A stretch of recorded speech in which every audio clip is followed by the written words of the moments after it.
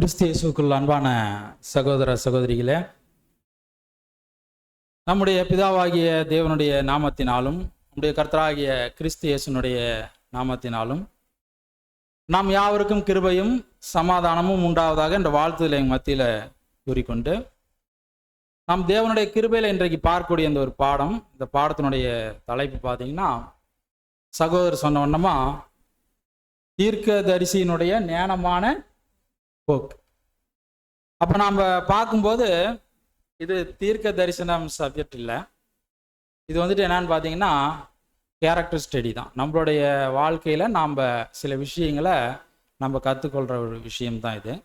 அப்போ நாம் இங்கே பார்க்கும்போது சகோதரர் இந்த ஒரு பகுதியை அங்கே வந்துட்டு எப்படி தலைப்பு கொடுத்துருக்கிறாருன்னா, நம்மளுடைய சகோதரர் ரசல் அவர்கள் தான் கொடுத்துருக்குறாங்க. இது வந்துட்டு பார்த்தீங்கன்னா அவர் தலைப்பு வந்துட்டு நம்பிக்கை குலைந்து போன தீர்க்கதரிசியினுடைய ஞானமான போக்கு. நம்பிக்கை குலைந்து போன தீர்க்கதரிசியினுடைய ஞானமான போக்கு அப்படின்னு சொல்லி அங்கே கொடுத்துருக்கிறார். நாம் அந்த ஒரு தலைப்பை எப்படி கொடுத்துருக்குறோன்னா, தீர்க்கதரிசியினுடைய ஞானமான போக்கு அப்படின்றத நம்ம கொடுத்துருக்குறோம்.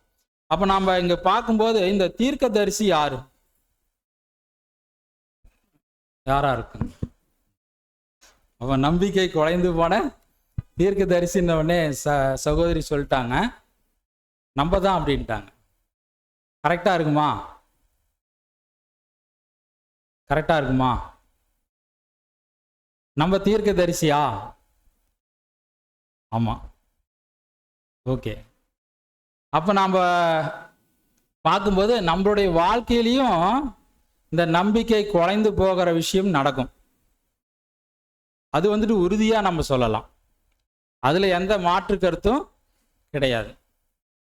அப்போ நாம் இன்றைக்கு பார்க்கக்கூடிய இந்த ஒரு பாடம் நம்மளுக்கு ஒரு பாடமாக இருக்கு. அப்போ இதில் இந்த ஒரு விஷயத்தையும் நம்ம கற்றுக்க போகிறோம். அப்போ நம்ம இப்படி இருந்தால் நம்ம எப்படி இருக்கணும், எப்படி இருக்கக்கூடாது அப்படின்றத தான் நம்ம இன்னைக்கு கற்றுக்க போகிறோம். அப்படி நம்ம பார்க்கும்போது இந்த ஒரு தீர்க்கதரிசி, இந்த நம்பிக்கை குலைந்து போன தீர்க்கதரிசி யார் அப்படின்னா யோவான் ஸ்நானகன். இப்போ சகோதரர் வந்துட்டு அவரை மையப்படுத்தி தான் இந்த ஒரு பாடத்தையே அங்கே கொடுக்குறார். அப்போ நம்ம இங்கே பார்க்கும்போது நம்ம இந்த யோவான் ஸ்நானகன் பற்றி நம்ம ஆழமாக பார்க்க போகிறோம். அப்போ இவர் என்ன ஒரு நம்பிக்கை குலைந்து போன நிலையில் அவர் ஆனார், அப்போ அவருடைய ஞானமான போக்கு என்ன, அப்போ அதுலேருந்து நம்மளுக்கு என்ன பாடம், அதுலேருந்து நம்ம பார்க்க போகிறோம். 2 காரியங்களை பார்க்க போகிறோம். இப்போ யோவான் ஸ்நானகனுக்கு நடந்த வாழ்க்கையில் நடந்த ஒரு 2 சம்பவங்களை நம்ம பார்க்க போகிறோம். அதில் சில பாடங்களை நம்ம கற்றுக்க போகிறோம். அப்போ நம்ம முதலாவது நம்ம இந்த ஒரு யோவான் ஸ்நானகனை பற்றி நம்ம பார்க்கும்போது அவரை குறித்து சில விஷயங்கள் நம்ம தெரிஞ்சுக்கணும். நம்மளுக்கு ஏற்கனவே தெரியும், இருந்தாலும் நம்ம பார்க்கும்போது இவர் வந்துட்டு எந்த காலங்களில் அவர் வந்துட்டு இந்த ஊழியத்தை ஆரம்பித்தார், தேவனுடைய வார்த்தையை அறிவிக்கிறார். அவர் ஒரு தீர்க்கதரிசியாக இருந்திருக்கிறார். அப்போ அவர் தான் வந்துட்டு இயேசு கிறிஸ்துவை கை காட்டுறாரு, உலகத்தின் பாவங்களை சுமந்து தீர்க்கிற தேவ ஆட்டுக்குட்டி. அப்போ அவருடைய பாதரட்சையை அவுக்க கூட எனக்கு தகுதி இல்லைன்றார். அப்போ அவர் எந்த நிலையில அவர் அந்த ஊழியங்களை பண்ணியிருக்கிறார் பாரு. அப்போ இயேசு கிறிஸ்துவை வந்துட்டு பார்க்குறோம், அவர் வந்துட்டு கை காட்டியிருக்கிறார். இந்த உலகத்துக்கு முத அவர் தான் அங்கே கை காட்டியிருக்கிறார். அப்போ இவருடைய ஊழிய பார்த்தீங்கன்னா நம்ம லூக்கால 3ஆம் அதிகாரம் 1வது வசனத்தில் வாசிக்கும் போது எந்த காலம் அப்படின்றத நம்ம பார்க்கலாம். திபேரியு ராயன் ராஜ்யபாரம் பண்ணின 15ஆம் வருஷத்திலே பொந்திய பிலாத்து யூதேயாவுக்கு தேசாதிபதியாயும் ஏரோது காற்பங்கு தேசமாகிய கலிலேயாவுக்கு அதிபதியாயும் அவன் சகோதரனாகிய பிலிப்பு காற்பங்கு தேசமாகிய இத்துரேயாவுக்கும் திராகோனித்தி நாட்டிற்கு அதிபதியாயும் லிசானியா நாட்டிற்கு. அப்ப நாம இங்க எங்க முக்கியமா என்ன நம்ம பார்க்க போறோம் அப்படின்னா, திபேரியு ராயன் ராஜ்யபாரம் பண்ணினா அந்த ஒரு காலம் வந்துட்டு பார்த்தீங்கன்னா, அதுவும் இன்னும் முக்கியமாக சொல்லப்போனால் அவர் ஆண்ட 15ஆம் வருஷத்தில் அவர் வந்தார். அப்போ இவருடைய ஊழியம் வந்துட்டு இயேசு கிறிஸ்து ஊழியம் தொடங்குறதுக்கு முன்னாடி எவ்வளவு காலத்துக்கு முன்னாடி இருந்திருக்கும்?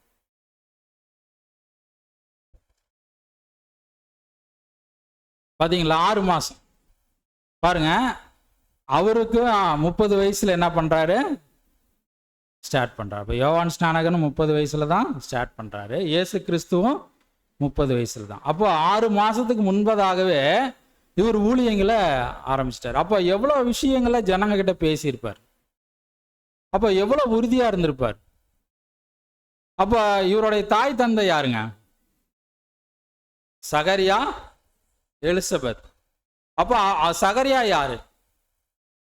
பாத்தீங்களா? ஆசாரியன். அப்ப ஆசாரோடைய மகன் எந்த ஒரு வளர்ப்புல வளர்க்கப்பட்டிருப்பார். அப்ப இன்னும் நம்ம சொல்ல போனா அந்த ஒரு விஷயத்தை நம்ம ஆழமா சிந்திக்கும் போது தேவனே அவருக்கு ஒரு ஆசீர்வதிக்கப்பட்ட ஒரு நிலையை அவருக்கு தந்திருக்கிறான்னு கூட நம்ம பார்க்குறோம். அப்போ நம்ம பார்க்கும்போது லூக்கா 1:15 நம்ம வாசிக்கலாம். அவன் கர்த்தருக்கு முன்பாக பெரியவனாயிருப்பான், திராட்சை ரசமும் மதுவும் குடியான், தன் தாயின் வயிற்றில் இருக்கும் போதே பரிசுத்த ஆவியினால் நிரப்பப்பட்டிருப்பான். பாத்தீங்களா? இப்ப தாயின் வயிற்றில் இருக்கும் போதே பரிசுத்த ஆவியினால நிரப்பப்பட்டிருப்பாங்க. அப்ப நம்ம இங்க பார்க்கும்போது கர்த்தராகிய இயேசு கிறிஸ்து அவர் வந்துட்டு எப்படிங்க? தேவனுடைய வித்து. அவர் பரிசுத்த ஆவியினாலேயே உருவாக்கப்பட்டார். அப்ப அதுவும் இதுவும் ஒன்னா? வாய்ப்பு இல்லை. அப்ப பழைய ஏற்பாட்டில் வாழக்கூடிய ஒவ்வொரு தீர்க்கதரிசிக்குமே அந்த பரிசுத்த ஆவி கொடுக்கப்பட்டது. இவர் வந்துட்டு பூமியில் இருக்கிறவங்களே முதலானவரா அங்க தேவன் என்ன பண்ணார்? தெரிஞ்சு கொண்டார். அப்ப இன்னொரு இடத்துல பார்க்கும்போது அவங்களுடைய தாய் யோவான் ஸ்நானகனுடைய தாய்க்கு கூட அங்க சொல்லப்பட்ட வசனம் பார்க்கும்போது லூக்கா 1:41 நம்ம வாசிக்கலாம். எலிசபெத்து மரியாளுடைய வாழ்த்துதலை கேட்ட பொழுது அவளுடைய வயிற்றில் இருந்த பிள்ளை துள்ளிற்று. எலிசபெத்து பரிசுத்த ஆவியினால் நிரப்பப்பட்டு. அப்ப பரிசுத்த ஆவியினால் நிரப்பப்பட்டாங்க. அப்போ இதெல்லாம் பழைய ஏற்பாடு காலத்துல இதெல்லாம் என்னங்க நடந்துட்டு இருக்கு. அப்போ இந்த ஒரு பரிசுத்த ஆவி அவங்களுக்கு வந்து செயல்படும். அப்புறம் என்ன ஆயிடும்? ரிட்டர்ன் ஆயிடும். ஆனா கிறிஸ்து மற்றும் சபை உருவாகுதலுக்கு அவங்களிடமே பரிசுத்த ஆவி என்னங்க தங்கி உருவாயிற்று. அப்போ அதுக்கு இதுக்கு நம்ம பார்க்கும்போது ரொம்ப ஆழமான ஒரு காரியங்கள் நம்ம பார்க்குறோம். இது வந்து ஒரு தனி விஷயங்கள், நம்ம இதுக்குள்ள நம்ம போறதில்ல. அப்போ நம்ம இங்க பார்க்கும்போது அவர் எந்த அளவுக்கு தேவனால ஆசீர்வதிக்கப்பட்ட ஒரு நபரா இருந்தார். அப்போ நம்ம பார்க்குறோம் அவர் ஊழியம் எத்தனை வருஷம் செஞ்சிருப்பார். இந்த ஒரு உலகத்தில் அவர் வந்து வாழ்ந்த காலங்களில் அவர் ஊழியம் எத்தனை வருஷம் செஞ்சிருப்பார் சொல்ல முடியுமா? சகோதரர் சொல்றாரு, ஒரு வருஷங்கள்லாம் சொல்றாரு. இதெல்லாம் ஒரு அறிவுக்காக தான் இந்த கேள்வி. அவர் வந்துட்டு பார்த்தீங்கன்னா 1 வருஷம் ஊழியம் செஞ்சாராம். எவ்வளோங்க? 1 வருஷம். அப்புறம் பிறகு வந்துட்டு 1 வருஷம் சிறையில் இருந்தாராம். அப்போ இந்த பூமியில் எப்படிங்க பாருங்க, நாம் நினைக்கிறோம் ஏதோ ஒரு சிறையில் போட்டாங்க, அப்புறம் என்னங்க அவரை சிறை சேதம் பண்ணிட்டாங்க, அப்புறம் அவர் வந்து என்ன ஆயிட்டார்? இறந்துட்டாரு. அப்போ இப்படிலாம் நினைக்கிறோம். அப்போ அவர் வந்துட்டு சிறையில் இருந்தது எவ்வளோ நாள் இருந்திருக்கிறாருங்களா? 1 வருஷ காலம். அந்த சிறை எப்படி இருந்துச்சு அப்படின்றாருன்னா ஒரு இருட்டான சிறைன்றார். இதை வந்துட்டு ரீபிரின்ஸில் வந்துட்டு 33:25 அதில் நம்ம போய் பார்க்கும்போது ஒரு இருட்டான ஒரு சிறை, நிலத்துக்கு அடியில் இருக்கக்கூடிய ஒரு சிறையா இருக்கும் அப்படின்றார். இன்னும் நம்ம பார்க்கும்போது இரும்பு பட்டைகளான ஒரு கிளி கூண்டு போல இருந்திருக்கலாம் அப்படின்றார். கிளி கூண்டு எப்படிங்க இருக்கு? இப்போ தொங்க விட்டா அந்த ஒரு சுத்தியும் கம்பி இருக்கு இல்லைங்களா, கிளி இருக்குல்ல, அது போல நிலத்தடியில அவரை வச்சிருக்கலாம்.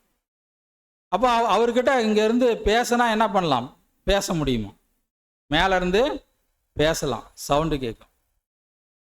அதனாலதான் சீசர்கள் போயிட்டு அங்க என்ன பண்றாங்க? பேசுறாங்க. அதையும் அவர் குறிப்பிடுறார். அப்ப அவரு என்ன பண்ணலாம்? பேசலாம். ஆனா அவருக்கு எப்படி இருக்குன்னா அந்த சிறைவாசம் பயங்கர ஒரு கொடுமையான ஒரு நிலைமையா இருந்திருக்கும் அப்படின்றத பார்க்கறோம். அவர் பிரசங்கம் பண்ண நாட்கள்ல அவர் பாருங்க, அவர் தேர்ந்தெடுத்த இடம் எப்படி, அவர் இருந்த இடம் எப்படியாப்பட்டதுன்னா ஒரு அடர்ந்த ஒரு காடு போல இருக்கிற இடம். அவர் தாய் தந்தையர் எங்கே இருந்தாங்கன்னா அவங்க இருக்கக்கூடிய இடம் கூட நம்ம பார்க்குறோம். அது எப்படி சொல்லப்படுதுங்க, மலை நாடு. நம்ம என்ன வசனத்தில் வாசிக்கலாம் பாருங்க, லூக்கா 1ஆம் அதிகாரம் 38 41 முடியுமே அப்படியே வாசி. அதற்கு மரியாள், இதோ நான் ஆண்டவருக்கு அடிமை, உம்முடைய வார்த்தையின்படி எனக்கு ஆக கடவது என்றாள். அப்பொழுது தேவதூதன் அவளிடத்திலிருந்து போய்விட்டான். பாருங்க, அப்ப மரியாள் பத்தி சொல்லப்படுது. அடுத்தது அப்படியே வாசிங்க. அந்நாட்களில் மரியாள் எழுந்து மலை நாட்டிலே யூதாவில் உள்ள ஒரு பட்டணத்திற்கு தீவிரமாய் போய் சகரியாவின் வீட்டுக்குள் பிரவேசித்து எலிசபெத்தை அங்க வாழ்த்தினாள். என்ன அங்க சொல்லப்படுது, மலை நாடு. அப்ப எலிசபெத் வீடு கூட எங்க தான் இருந்திருக்குதுங்க. ஆமாங்க, அங்க போயிட்டு என்ன பண்ணியிருக்காங்க, மரியாள் வந்துட்டு ஒரு 3 மாசம் தங்கி இருக்கிறாங்க அவங்க கூட. அப்போ அந்த அந்த இடத்துல தான் அவர் என்ன பண்ணியிருக்கிறாருன்னா பிறந்திருக்கிறார். அவருடைய சூழ்நிலையை நம்ம பார்க்கும்போது ஒரு வனாந்தர ஒரு வாழ்க்கை. அவர் எத்தனை வருஷத்துக்கு அப்புறம் ஊழியத்தை ஸ்டார்ட் பண்றாருன்னு பார்த்தோம், 30 வருஷம். அப்போ 30 வருஷமா எந்த ஒரு பகுதியில் இருந்திருக்கிறார். ஆமாம், அது வந்துட்டு அது இன்னும் விளக்கமாக சொல்லும்போது சகோதரர் எப்படி சொல்றாருன்னா, விவசாயத்துக்காக பண்படுத்தப்படாத ஒரு இடம். விவசாயம்னா எப்படிங்க, ஒரு நெல் பயிர் விளைஞ்சி நல்லா செழுமையாக இருக்கும். அப்போ அந்த வயலை பார்க்கும்போது எப்படி இருக்கும், ஒரே சீராக இருக்கும். ஆனால் அந்த ஒரு விவசாயத்துக்கு பண்படுத்தப்படாத இடமெல்லாம் எப்படி இருக்கும், ஒரு காடு போல மரங்கள் அங்கங்கே வளர்ந்து ஒரு மலைப்பகுதி போல் அங்கே இருந்திருக்கலாம். அப்போ அங்கேருந்து தான் அவர் ஊழியத்தை 30 வயசுக்கு அப்புறம் ஸ்டார்ட் பண்ணார், அந்த யோர்தான் நதி ஓரமாக. அப்போ யோர்தான் நதி ஓரமாக அங்கே ஸ்டார்ட் பண்ணும்போது அங்கே ஆழமான தண்ணீர் நிறைந்த இடத்துல போயிட்டு அவங்க ஜனங்களுக்கு என்ன பண்ணாருங்க, பாவம் மன்னிப்பு கொடுத்தாரு. அப்போ நம்ம சகோதரர் இன்னொரு விஷயம் கூட இங்கே சொல்றாரு, அப்போ அவர் பாவம் மன்னிப்பு கொடுத்தா அந்த பாவங்கள் மன்னிக்கப்படுமா? அவரு அந்த ஞானஸ்தானமே எதுக்காக கொடுத்துட்டு இருக்கிறாருங்க? அப்போ அவர் பாவ மன்னிப்பு கொடுக்குறாரு, அந்த பாவங்கள் மன்னிக்கப்படுமா? வாய்ப்பு இல்லை. அந்த பாவங்கள் மன்னிக்கப்படுற வாய்ப்பு இல்லை. அந்த பாவங்கள் அவங்க கிட்ட இருந்து நீங்கணுன்றதுக்காக அதுக்கு அவங்க வந்துட்டு ஒரு எப்படிங்க அந்த ஒரு முயற்சி எடுக்கணுன்றதுக்காக கொடுக்கப்பட்ட ஞானஸ்தானம் தான் அந்த ஒரு ஞானஸ்தானம் அப்படின்னு நாங்கள் சொல்லப்படுது. ஏன்னா இன்னைக்கு கூட நம்ம பார்க்குறோம், பெயர் சபைகளில் கொடுக்கப்படுற ஞானஸ்தானம்லாம் என்னங்க, அது ஞானஸ்தானமா? இல்லை. அப்போ இதையும் நம்ம கம்பேர் பண்ணி பேசல. அப்போ நம்ம பார்க்கும்போது அந்த ஒரு விஷயத்தில் இயேசு கிறிஸ்து மரித்து மொத்த ஜனங்களுக்கு அவர் என்ன பண்ணுறாரு, அந்த பாவத்திலிருந்து அங்கே நீக்கி போடணும் அப்படின்னா அநேக ப்ராசஸ் இருக்குது. அந்த ப்ராசஸ் வழியாக தான் அதை செய்ய முடியும் அப்படின்றத நம்ம பார்க்குறோம். அப்போ நம்ம பார்க்கும்போது அவர் ஒரு உந்துதலை ஏற்படுத்துகிறாராம். அந்த பாவ மன்னிப்புக்கு அவங்களுடைய வாழ்க்கை முறை மாறணும் அப்படின்ற ஒரு விஷயங்களுக்காக அவர் ஒரு உந்துதலை அங்கே ஏற்படுத்துறார் அப்படின்றத நம்ம பார்க்குறோம். அவங்க இந்த கேட்காத ஜனங்களை என்ன பண்ணுறாருங்க, அவர்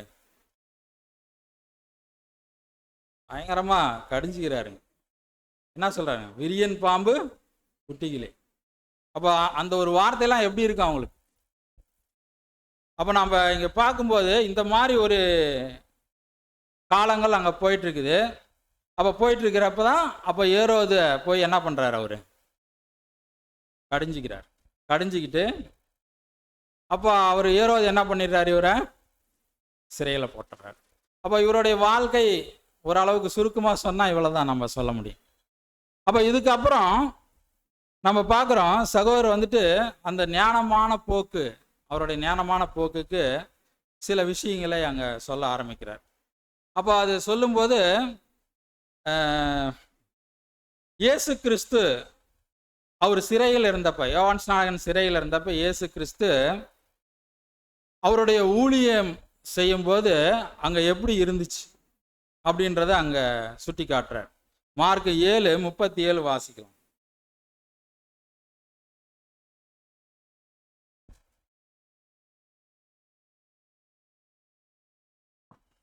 எல்லாவற்றையும் நன்றாய் செய்தார், செவிடர் கேட்கவும் ஊமையர் பேசவும் பண்ணுகிறார் என்று சொல்லி மென்மேலும் ஆச்சரியப்பட்டார்கள். பாருங்க, இந்த மாதிரி ஒரு காலங்களா இருந்துச்சு. அப்போ அங்க பார்க்கும்போது அற்புத அடையாளங்கள் அநேகம் செஞ்சிட்டு இருக்கிறாரு. அங்க வந்துட்டு யோவான் ஸ்நானகன் சிறையில் இருக்கிறாரு. அப்போ யோவான் ஸ்நானகன் இதெல்லாம் கேள்விப்பட்டிருப்பாரா, படமாட்டாருங்களா? அப்போ சீசர்கள் போய் அங்க சொல்றாங்க. அப்போ அந்த அந்த இடங்களிலெல்லாம் இயேசுனுடைய அந்த ஒரு ஊழியங்கள் பரப்பப்படுது. அப்போ அந்த காலங்கள், அப்போ அநேக அற்புதங்களை செய்தவராக அங்க காணப்பட்டார். அப்போ இயேசு அநேகரை சீசராகவும் உருவாக்கிட்டு இருந்தார். அநேகரை என்ன பண்ணாரு? சீசரா உருவாக்கிட்டு இருந்தார். அதுல நம்ம பார்க்கும்போது நம்ம 12 சீசர்களை மிக முக்கியமா அங்க என்ன பண்றாருங்க? அங்க உருவாக்குறாரு. அப்போ அநேக சீசர்களை உருவாக்கிட்டு இருந்தாரு. அப்போ இன்னும் நம்ம பார்க்கும்போது அந்த காலங்கள்ல இயேசு அற்புத அடையாளம் செய்யறப்ப அவருக்கு ஏதாவது எதிர்ப்பு இருந்திருக்குமா? எந்த எதிர்ப்புமே இல்லையா. ரொம்ப சைலண்டா என்ன பண்ணிட்டு இருந்தாராம்? மூவ் பண்ணிட்டு இருந்தாராம். அப்போ அங்க சொல்லும் போது, சகோதரர் சொல்லும் போது, அதிக எதிர்ப்புகளை சந்திக்காத நிலையிலும் காணப்பட்டிருந்தாராம். அப்போ அங்க வந்துட்டு யோவான் ஸ்நானகன் அங்க யோராதை கண்டிச்சுட்டு சிறைக்கு போயிட்டாரு. இவர் என்ன பண்ணிட்டு இருக்கிறாரு? ரொம்ப ஒரு எதிர்ப்புகளை சந்திக்காத நிலையில அங்க ஊழியங்களை செஞ்சிட்டு இருந்தார். அப்போ நாம இங்க பார்க்கும்போது அவருடைய அந்த உறவினராக இருக்கிற யோவான் ஸ்நானகன் சூழ்நிலைகள் எப்படி இருந்துச்சுங்க? ரொம்ப மோசமானதா இருந்துச்சுன்னு பார்க்குறேன். அவர் ஜெயிலுக்குள்ள எப்படி இருந்திருப்பார்? எவ்வளோ கஷ்டப்பட்டுட்டு இருந்திருப்பார். அப்போ இந்த நியூஸ் எல்லாம் தெரியுது. அவர் வந்துட்டு என்ன எதிர்பார்த்திருப்பாரு? என்ன எதிர்பார்த்திருப்பார்?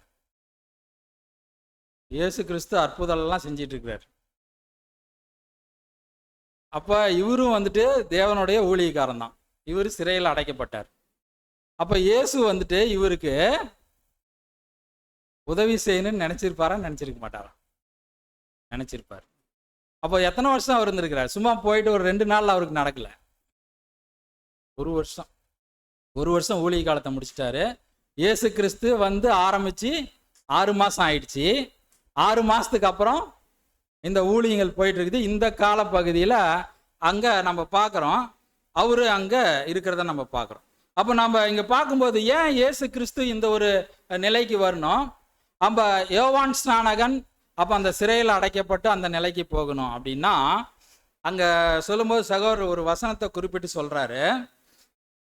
யோவான் 3:30 அங்க சொல்றாரு, நம்ம வாசிக்கலாம்.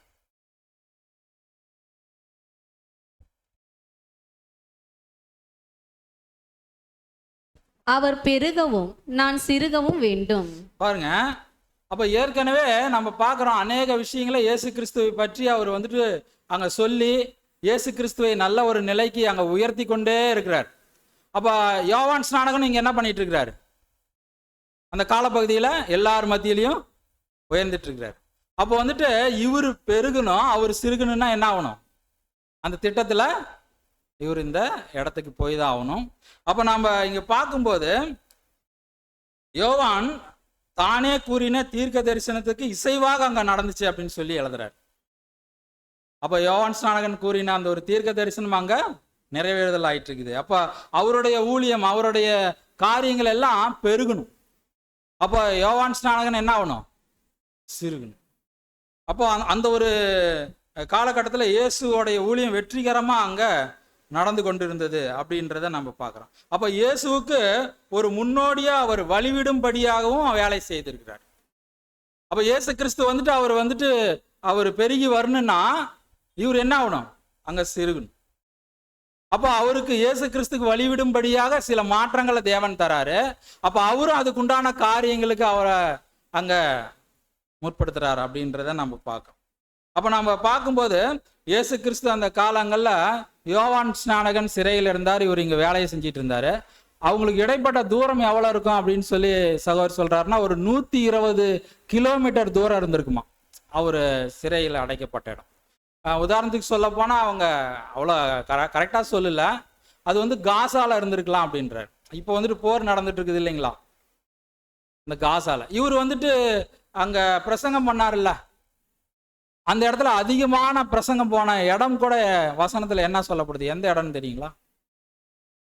கலிலேயா. அவர் அதிகமா ஊழியம் செஞ்ச ஒரு இடங்கள் கூட சொல்றாங்க. அவரு அந்த ஜனங்களுக்கு போய் சேர்ந்து அது பாலஸ்தீனா அப்படின்னு சொல்லி வசனத்துல இருக்குது அப்படின்னு சொல்லி சொல்றாங்க. அப்ப இப்ப போர் கூட எங்க தான் நடந்துட்டு இருக்குதுங்க? அப்போ இவர் பிடிக்கப்பட்ட இடம் இதெல்லாம் பார்க்கும்போது சில விஷயங்கள் அங்கே ஆழமாக மறைஞ்சிருக்கு. அப்போ நம்ம இங்கே பார்க்குறோம். அப்போ நம்ம வந்துட்டு இது ஒரு அனுமானமாக தான் சொல்கிறாங்க, கரெக்டாக அக்யூரேட்டாக இங்கே சொல்லலை. அப்போ நம்ம பார்க்குறோம் இந்த 120 கிலோமீட்டர் தூரத்தில் இருந்து அங்கே அந்த ஒரு இருளான சிறையில் அவர் யோவான் வந்து அடைக்கப்பட்டிருக்கிறார் அப்படின்றத நம்ம பார்க்குறோம். அப்போ நம்ம இந்த காலப்பகுதியில் இயேசு தம்முடைய வேலையை தொடர்ந்து அங்கே செய்து கொண்டிருந்தார். அப்போ இந்த மாதிரி அவர் சிறையில் இருக்கிறத பற்றி இவர் என்ன பண்ணல, யோசிக்கலையா? யோசிச்சிருப்பாரா இல்லையா? கண்டிப்பாக யோசிப்பார். அப்போ நம்ம இங்கே பார்க்கும்போது ஏன்னா இவருக்கு ஞானஸ்தானம் கொடுத்ததே யார் தாங்க? யோவான் ஸ்நானகன் தான். அப்போ இவரை கை காட்டி ஜனங்களுக்கு அறிமுகப்படுத்தினது யார் தான்? அப்போ இப்படி இருக்கிற நிலையில கண்டிப்பாக அவர் என்ன பண்ணியிருப்பார், அந்த விஷயங்களை அங்கே யோசனை பண்ணியிருப்பார். அப்போ யோவானுக்குள்ளேயும் ஒரு கேள்வியாக இருந்திருக்கும், இயேசுவும் என்ன பண்ணலாரு, செய்யலை. அப்போ தேவனுடைய சித்தப்படி எதுவுமே இவர் என்ன பண்ணுவார், செய்வார். தேவனுடைய சித்தத்துக்கு மாறா இயேசு கிறிஸ்து எங்கேயுமே செய்தது கிடையாது. அப்போ அந்த ஒரு விஷயங்களை செய்யறதுக்கு கிறிஸ்துவுக்கு அங்கே என்ன இருக்காதுங்க, அனுமதி இருக்காது அப்படின்றத கூட நம்ம புரிஞ்சுக்கணும். அப்போ யோவானின் சார்பாக எவ்வித கண்டன சத்தத்தையும் அவர் எழுப்பலை. ஏன்னா ஜனங்கள் மத்தியில் என்ன பண்ணியிருக்கலாம், யோவான் ஸ்நானகன் சரியான ஒரு வேலையை அவர் செஞ்சிருக்கிறாரு, அவர் தேவனுடைய மனுஷன். அப்போ அவர் வந்துட்டு அந்த சிறையிலேருந்து வெளியே வரணும்னு இவர் என்ன பண்ணியிருக்கலாம், போராடி இருக்கலாம். அதெல்லாம் கர்த்தராகிய இயேசு கிறிஸ்து அங்கே செய்யலை. யோவான் விடுதலைக்காக கர்த்தர் தம்முடைய வல்லமையுள்ள அந்த சக்தியவும் என்ன பண்ணல, யூஸ் பண்ணல. இவர் நினைச்சா அவருடைய வல்லமையில் என்ன பண்ணியிருக்கலாம், அவரை வெளியே கொண்டாந்துருக்கலாம். அதையும் இவர் அங்கே செய்யலை. அப்போ யோவானுக்கு இதெல்லாம் நம்ம பார்க்கும்போது யோவானுக்கு இதெல்லாம் தெரியுமா? கர்த்தராகிய இயேசு கிறிஸ்துவுக்கு எல்லாம் அறிஞ்சவராக இருக்கிறார். அப்போ நம்ம பார்க்கும்போது ஒரு இருதயத்தில் ஒருத்தர் நினைக்கிறதே அவரால் என்ன பண்ண முடியும், அறிஞ்சிக்க முடியும். அப்படின்றப்ப யோவான் ஸ்நானகனுக்கு அந்தனுடைய வல்லமை இருக்கா? இல்லை. அவர் உணரவும் முடியாது. அவருக்குள்ள எப்படி இருந்திருக்குங்க, அவருக்குள்ள எப்படி இருந்திருக்கும்? அப்போ இயேசுனுடைய இந்த செயல்பாடுகள் அவருக்கு ஒரு வினோதமாக இருந்துச்சு அப்படின்றத கூட நம்ம பார்க்குறோம். அப்போ இன்னும் அவர் எப்படி நினைச்சிருப்பார் அப்படின்னா, மேசியா வந்து அந்த இஸ்ரேல் ஜனங்களை என்ன பண்ணணும், ரட்சிக்கணும், மீட்கணும், பாவத்திலிருந்து எடுக்கணும். அப்போ அவர் ராஜாவா வரணும்னு கூட என்ன பண்ணியிருக்கலாம், அவர் நினைச்சிருக்கலாம். ஏன்னா அங்க நம்ம பார்க்குறோம், நம்ம வசனத்துல வாசிக்கும் போது இஸ்ரேல் ஜனங்களுக்குள்ள கூட என்னதான் இருந்துச்சுங்க பாருங்க. அப்போஸ்தலர் 1:6 வாசிக்கலாம். அப்போஸ்தலர் 1:6. அப்பொழுது கூடி வந்திருந்தவர்கள் அவரை நோக்கி, ஆண்டவரே, இக்காலத்திலா ராஜ்யத்தை இஸ்ரவேலுக்கு திரும்ப கொடுப்பீர் என்று கேட்டார்கள். பாருங்க, அப்போ ஜனங்களுக்குள்ள அதான் இருந்துச்சு. சீசர்களுக்குள்ள கூட எப்படிதான் இருந்துச்சுங்க. அவங்க பெந்தகோஸ்தேனால அந்த பரிசுத்தாவியை பெற்றுக்கொள்ள முடியலுமே அவங்களுடைய எதிர்பார்ப்பு எப்படிதான் இருந்துச்சு, கர்த்தராகிய இயேசு கிறிஸ்து இந்த எங்க ராஜாவா வரணும். அப்போ அங்க நம்ம பார்க்குறோம், அநேக சம்பவங்கள் பார்த்துருப்போம் சீசர்களுக்குள்ள. அப்போ யூதாஸ் கூட எந்த ஒரு காரியத்துக்காக அவரை காட்டி கொடுக்குறாரு, அந்த ஒரு வியூ கூட நம்ம படிக்கிறோம் இல்லையா. அவர் ராஜா, அவர் எப்படியா இருந்தாலும் அவர் என்ன பண்ணிடுவார், தப்பிச்சிருவார். அந்த மாதிரி எண்ணங்கள் கூட அவருக்குள்ள இருந்துச்சு. அப்போ நம்ம இங்க பார்க்கும்போது இந்த ஒரு யோவான் ஸ்நானகனுக்குள்ள கூட என்னதான் இருந்திருக்குங்க, இந்த ஒரு விஷயங்கள் இருந்திருக்கும் அப்படின்றத நம்ம பார்க்குறோம். அப்போ யோவான் ஸ்நானகன் மிகுந்த ஏமாற்றம் அடைந்தாலும், அவருக்குள்ள அந்த ஏமாற்றம் ஏற்பட்டாலும், அவருடைய விசுவாசம் கர்த்தரை ஊன்றி பிடிப்பதை விடவில்லையாம். அவர் எழுதுறார். அப்போ அவருக்குள்ள இருந்த விசுவாசம் என்ன ஆகலை, விடல. அப்போ விசுவாசம் விடாத அவர் அந்த ஒரு விசுவாசத்தில் தான் இருக்கிறாரு. இருந்தாலும் இவர் ஏன் எனக்கு வந்துட்டு உதவி செய்யலை, இவர் ஏன் என்ன காப்பாத்தலை, அந்த மாதிரி விஷயங்கள் எல்லாம் இவருக்குள்ள அங்கே இருந்திருக்கும். அப்போ இதனால தானே நம்ம பார்க்குறோம், இயேசுவிடம் தன்னுடைய சீசர்களை யோவான் என்ன பண்றாரு, அனுப்பி வைக்கிறார். அப்போ இவர் வந்துட்டு நம்ம பார்க்கும்போது அவர் குழம்பி போய் இருந்திருந்தா ஒரு வேலை, அவருக்கு எந்த ஒரு தெளிவும் இல்லைன்னா, அப்போ இயேசு கிறிஸ்து கிட்ட ஆள் அனுப்பிச்சு கேட்க சொல்லுவாரா அப்படின்னா, அவர் வந்து குழம்பி போகல. இருந்தாலும் குழம்பி போன நிலையில் அங்கே இருந்தாலும் அவருடைய ஞானமான போக்கு என்ன பண்ணுச்சுன்னா, சீசர்களை கூப்பிட்டு போய் கேட்டுவாங்க. என்னன்னு கேட்டுவாங்கன்னு சொல்றாருங்க, பார்த்தீங்களா. அப்போ நாம் இங்கே பார்க்குறோம், அப்ப நம்ம பார்க்கும்போது இயேசுவிடம் தன்னுடைய சீசர்களை யோவான் அனுப்பி எப்படி கேட்கலன்னு சொல்றாரு. பிரதர் ஒரு வார்த்தை சொல்றாரு. எப்படி சொல்றாருன்னா, அனைத்தும் வஞ்சனையா, போய் கேட்டு வாங்க. சீசர்கிட்ட சொல்லி அனுப்பி நீங்க போய் இயேசுகிட்ட போய் கேளுங்க, இதெல்லாம் வஞ்சனையா, நாம் இருவருமே வஞ்சிக்கப்பட்டு விட்டோமா, அவரையும் சேர்த்து கேட்க சொல்லியிருந்தாருன்னா அவர் என்ன பண்ணியிருக்கலாம், ஒரு குறைந்து போன நிலைமையில, நம்பிக்கை இழந்து போன நிலைமையில இருந்திருக்கலாம். ஆனா அவருடைய வார்த்தை எப்படி இருந்துச்சுன்னா, ஞானமானதாகவும் இதுவரையிலும் தேவன் வழி நடத்தி உள்ளவர் என்பதை காண்பிக்கும் விதமா இருந்துச்சான். அப்படி என்ன அவர் கேட்டார் அப்படின்னா, அதனுடைய விஷயத்தை பிரதர் சொல்றாரு, அதனுடைய வார்த்தையினுடைய விஷயத்தை சொல்றாரு. நம்ம பாருங்க, முதல் அந்த வசனத்தை நம்ம வாசிக்கலாம். லூக்கா 7ஆம் அதிகாரம் 18 - 20 முடிய வசனங்களை நம்ம வாசிக்கலாம். இவைகளையெல்லாம் யோவானுடைய சீஷர்கள் அவனுக்கு அறிவித்தார்கள். அப்பொழுது யோவான் தன் சீஷரில் 2 பேரை அழைத்து, நீங்கள் இயேசுவினிடத்திற்கு போய், வருகிறவர் நீர்தானா அல்லது வேறொருவர் வர காத்திருக்க வேண்டுமா என்று கேளுங்கள் என்று சொல்லி அனுப்பினான். பாருங்க, இங்க நம்ம பார்க்கும்போது இவைகள் எல்லாம் யோவானுடைய சீசர்கள் அவனுக்கு அறிவித்தார்கள். அப்பொழுது யோவான் தன் சீசரில் 2 பேரை அழைத்து என்ன பண்ணியிருக்கிறாருங்க, என்ன அங்க படிக்கிற நாம, நீங்கள் இயேசுவினிடத்திற்கு போய், வருகிறவர் நீர்தானா அல்லது வேறொருவர் வர காத்திருக்க வேண்டுமா. இதுல என்ன இருக்கு, அவர் கேட்குற கேள்வி பாருங்க. அப்ப நீங்க தான் மேசியாவா, இல்லை மேசியா வரத்துக்கு காத்திருக்கணுமா அப்படின்னும் போது அங்க என்ன நம்மளுக்கு வெளிப்படுத்துது, இதுல நம்மளுக்கு என்ன நம்ம தெரிஞ்சுக்கிறோம், சொல்ல முடியுமா நீங்க?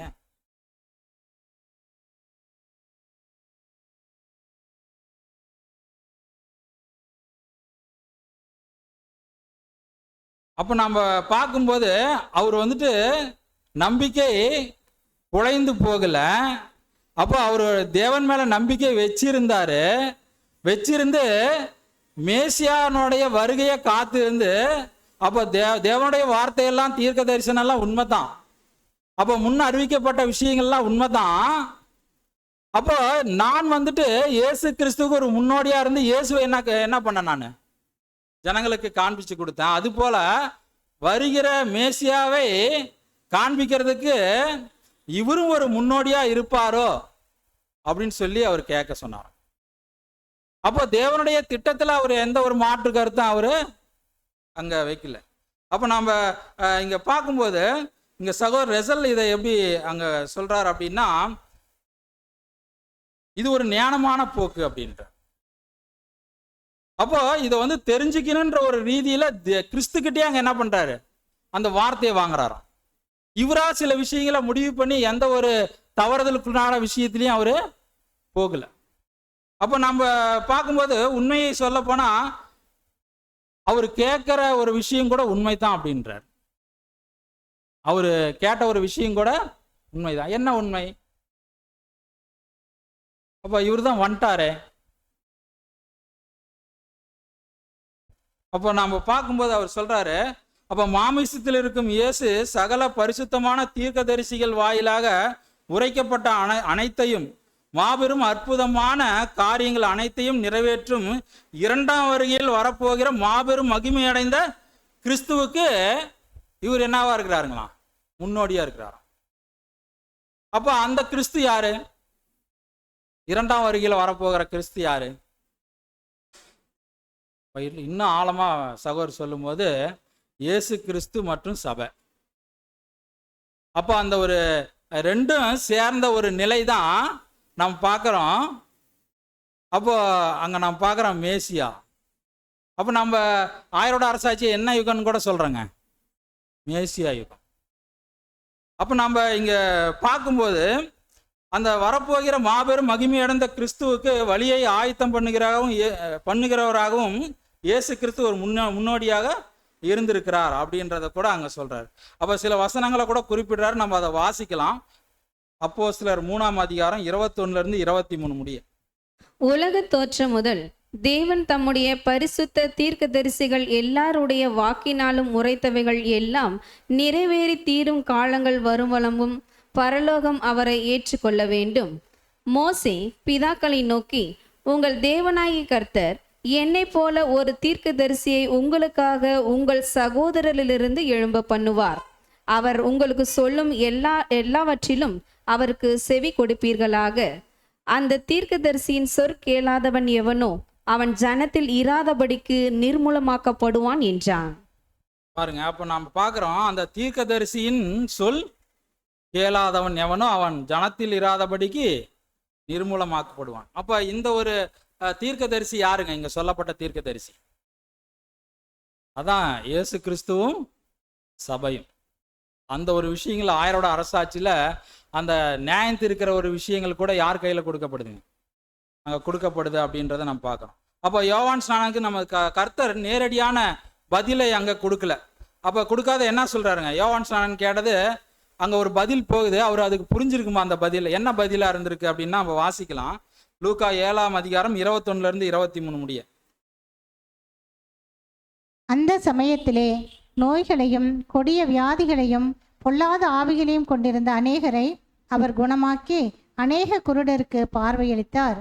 இயேசு அவர்களுக்கு பிரதியுத்தரமாக, நீங்கள் போய் கண்டவைகளையும் கேட்டவைகளையும் யோவானுக்கு அறிவியுங்கள்.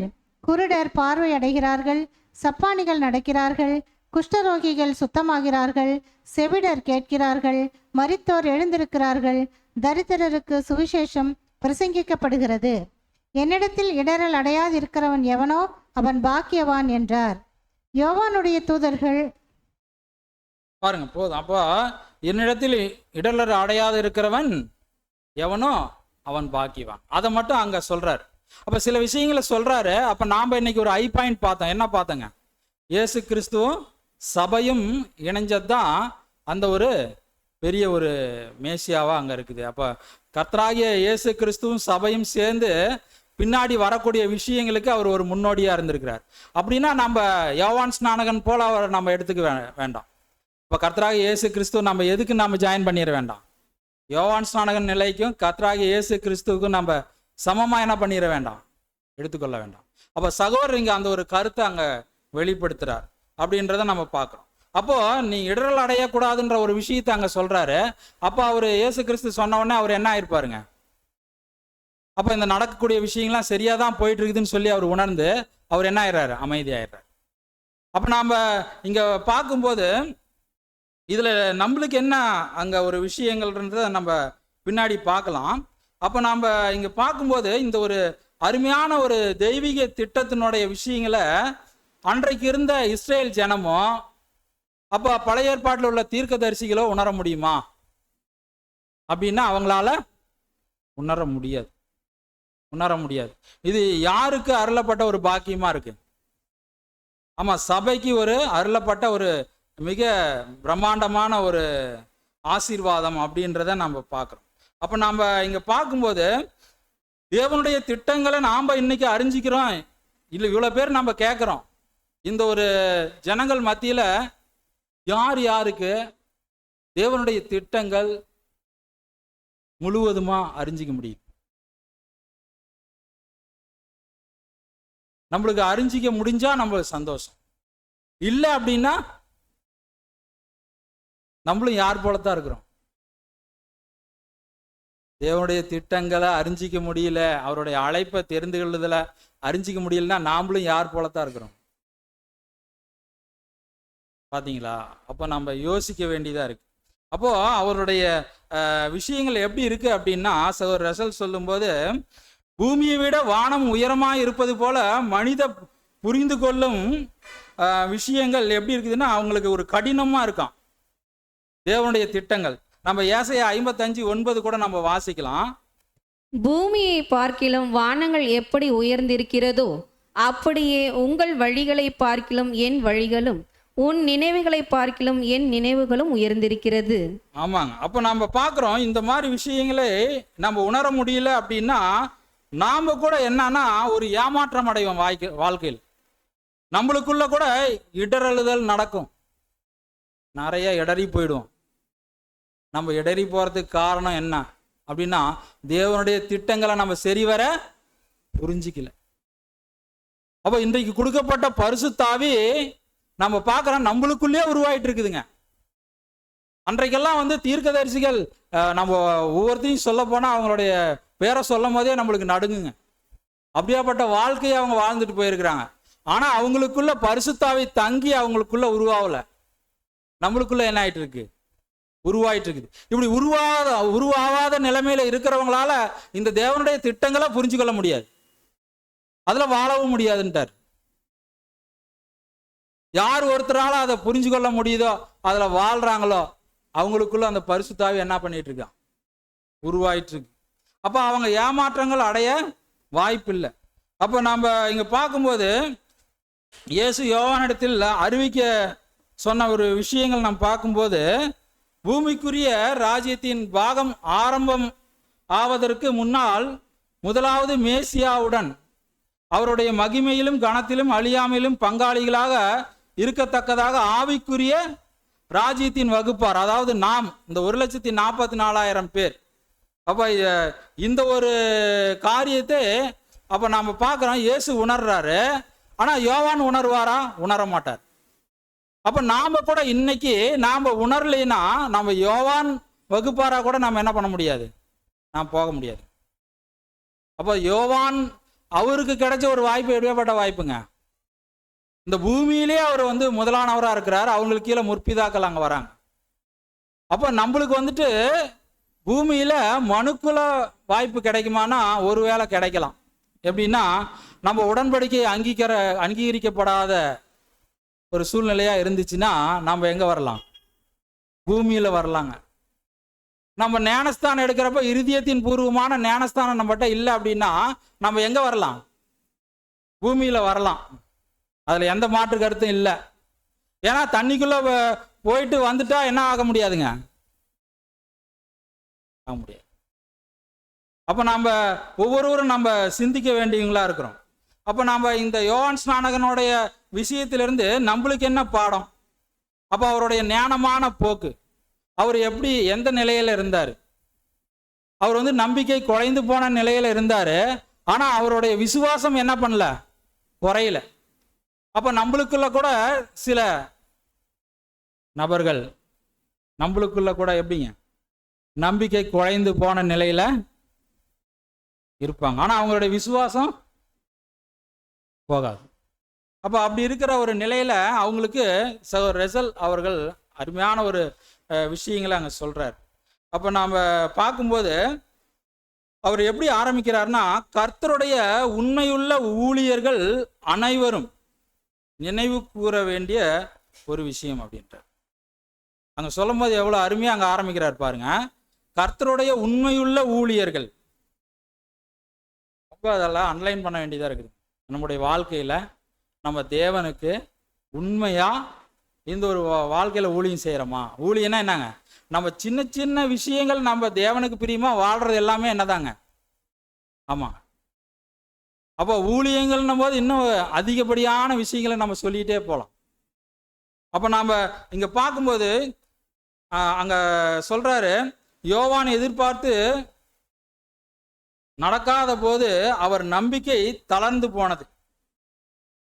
அதுபோல நம் வாழ்க்கையில் எதிர்பார்ப்புக்கு நேர்மாறாக நடக்கும்போது, அதாவது சொல்றாரு, நாம் சத்தியத்திலும் கடமையிலும் உண்மையாய் இருந்ததற்கு பிரதிபலனாக நம்ம வாழ்க்கையில நம்ம ஒரு வேளை உண்மையான ஊழியக்காரராக இருந்து சத்தியத்துல நம்ம அருமையான ஒரு வாழ்க்கையை வாழ்ந்துட்டு இருக்கிறப்ப நம்மளுக்கு அநேக காயங்கள் படுறோம். காயங்களையும் ஒடுக்குதல்களையும் அவதூறுகளையும் அடையும் போது,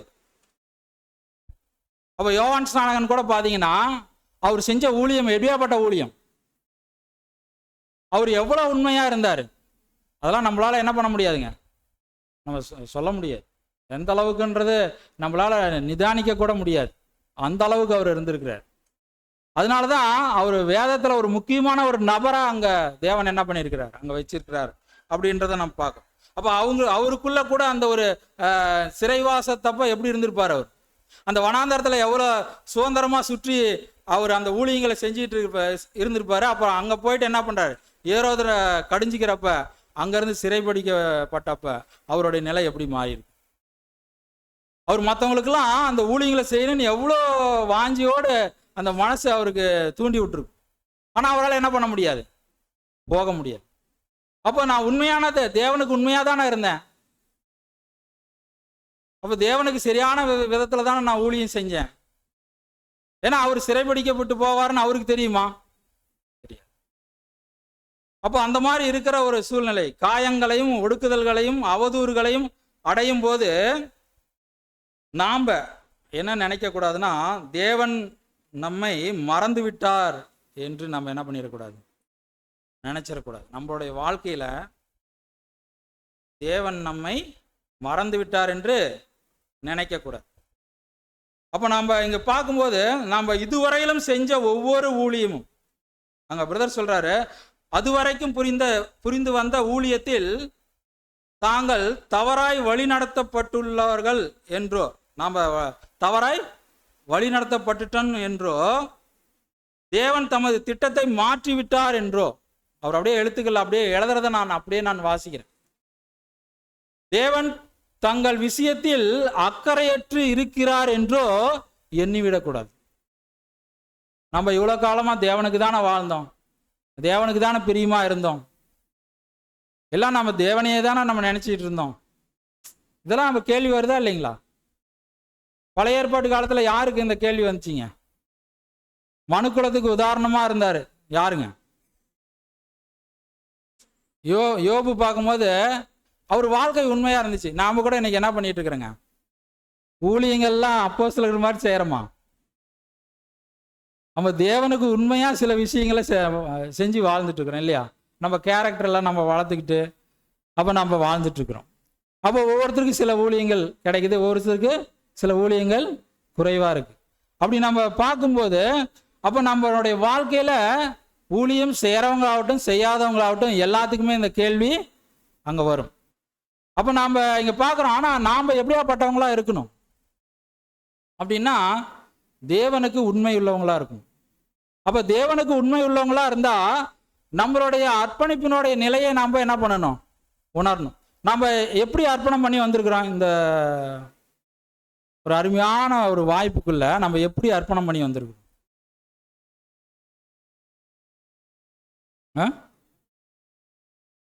அந்த அர்ப்பணிப்பு பேர் கூட இன்னும் ஆழமா சொன்னா எப்படி சொல்லலாங்க?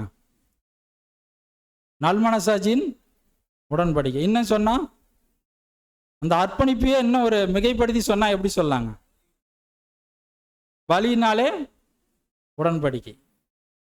பாருங்க, சகோதரி சொல்றாங்க பாருங்க, ஜீவ பலி. நம்மளுடைய ஜீவனையே கொடுக்கறோன்னு வந்திருக்கிறோம். முழு அர்ப்பணிப்புங்க. அது பேர் என்ன? முழு அர்ப்பணிப்பு.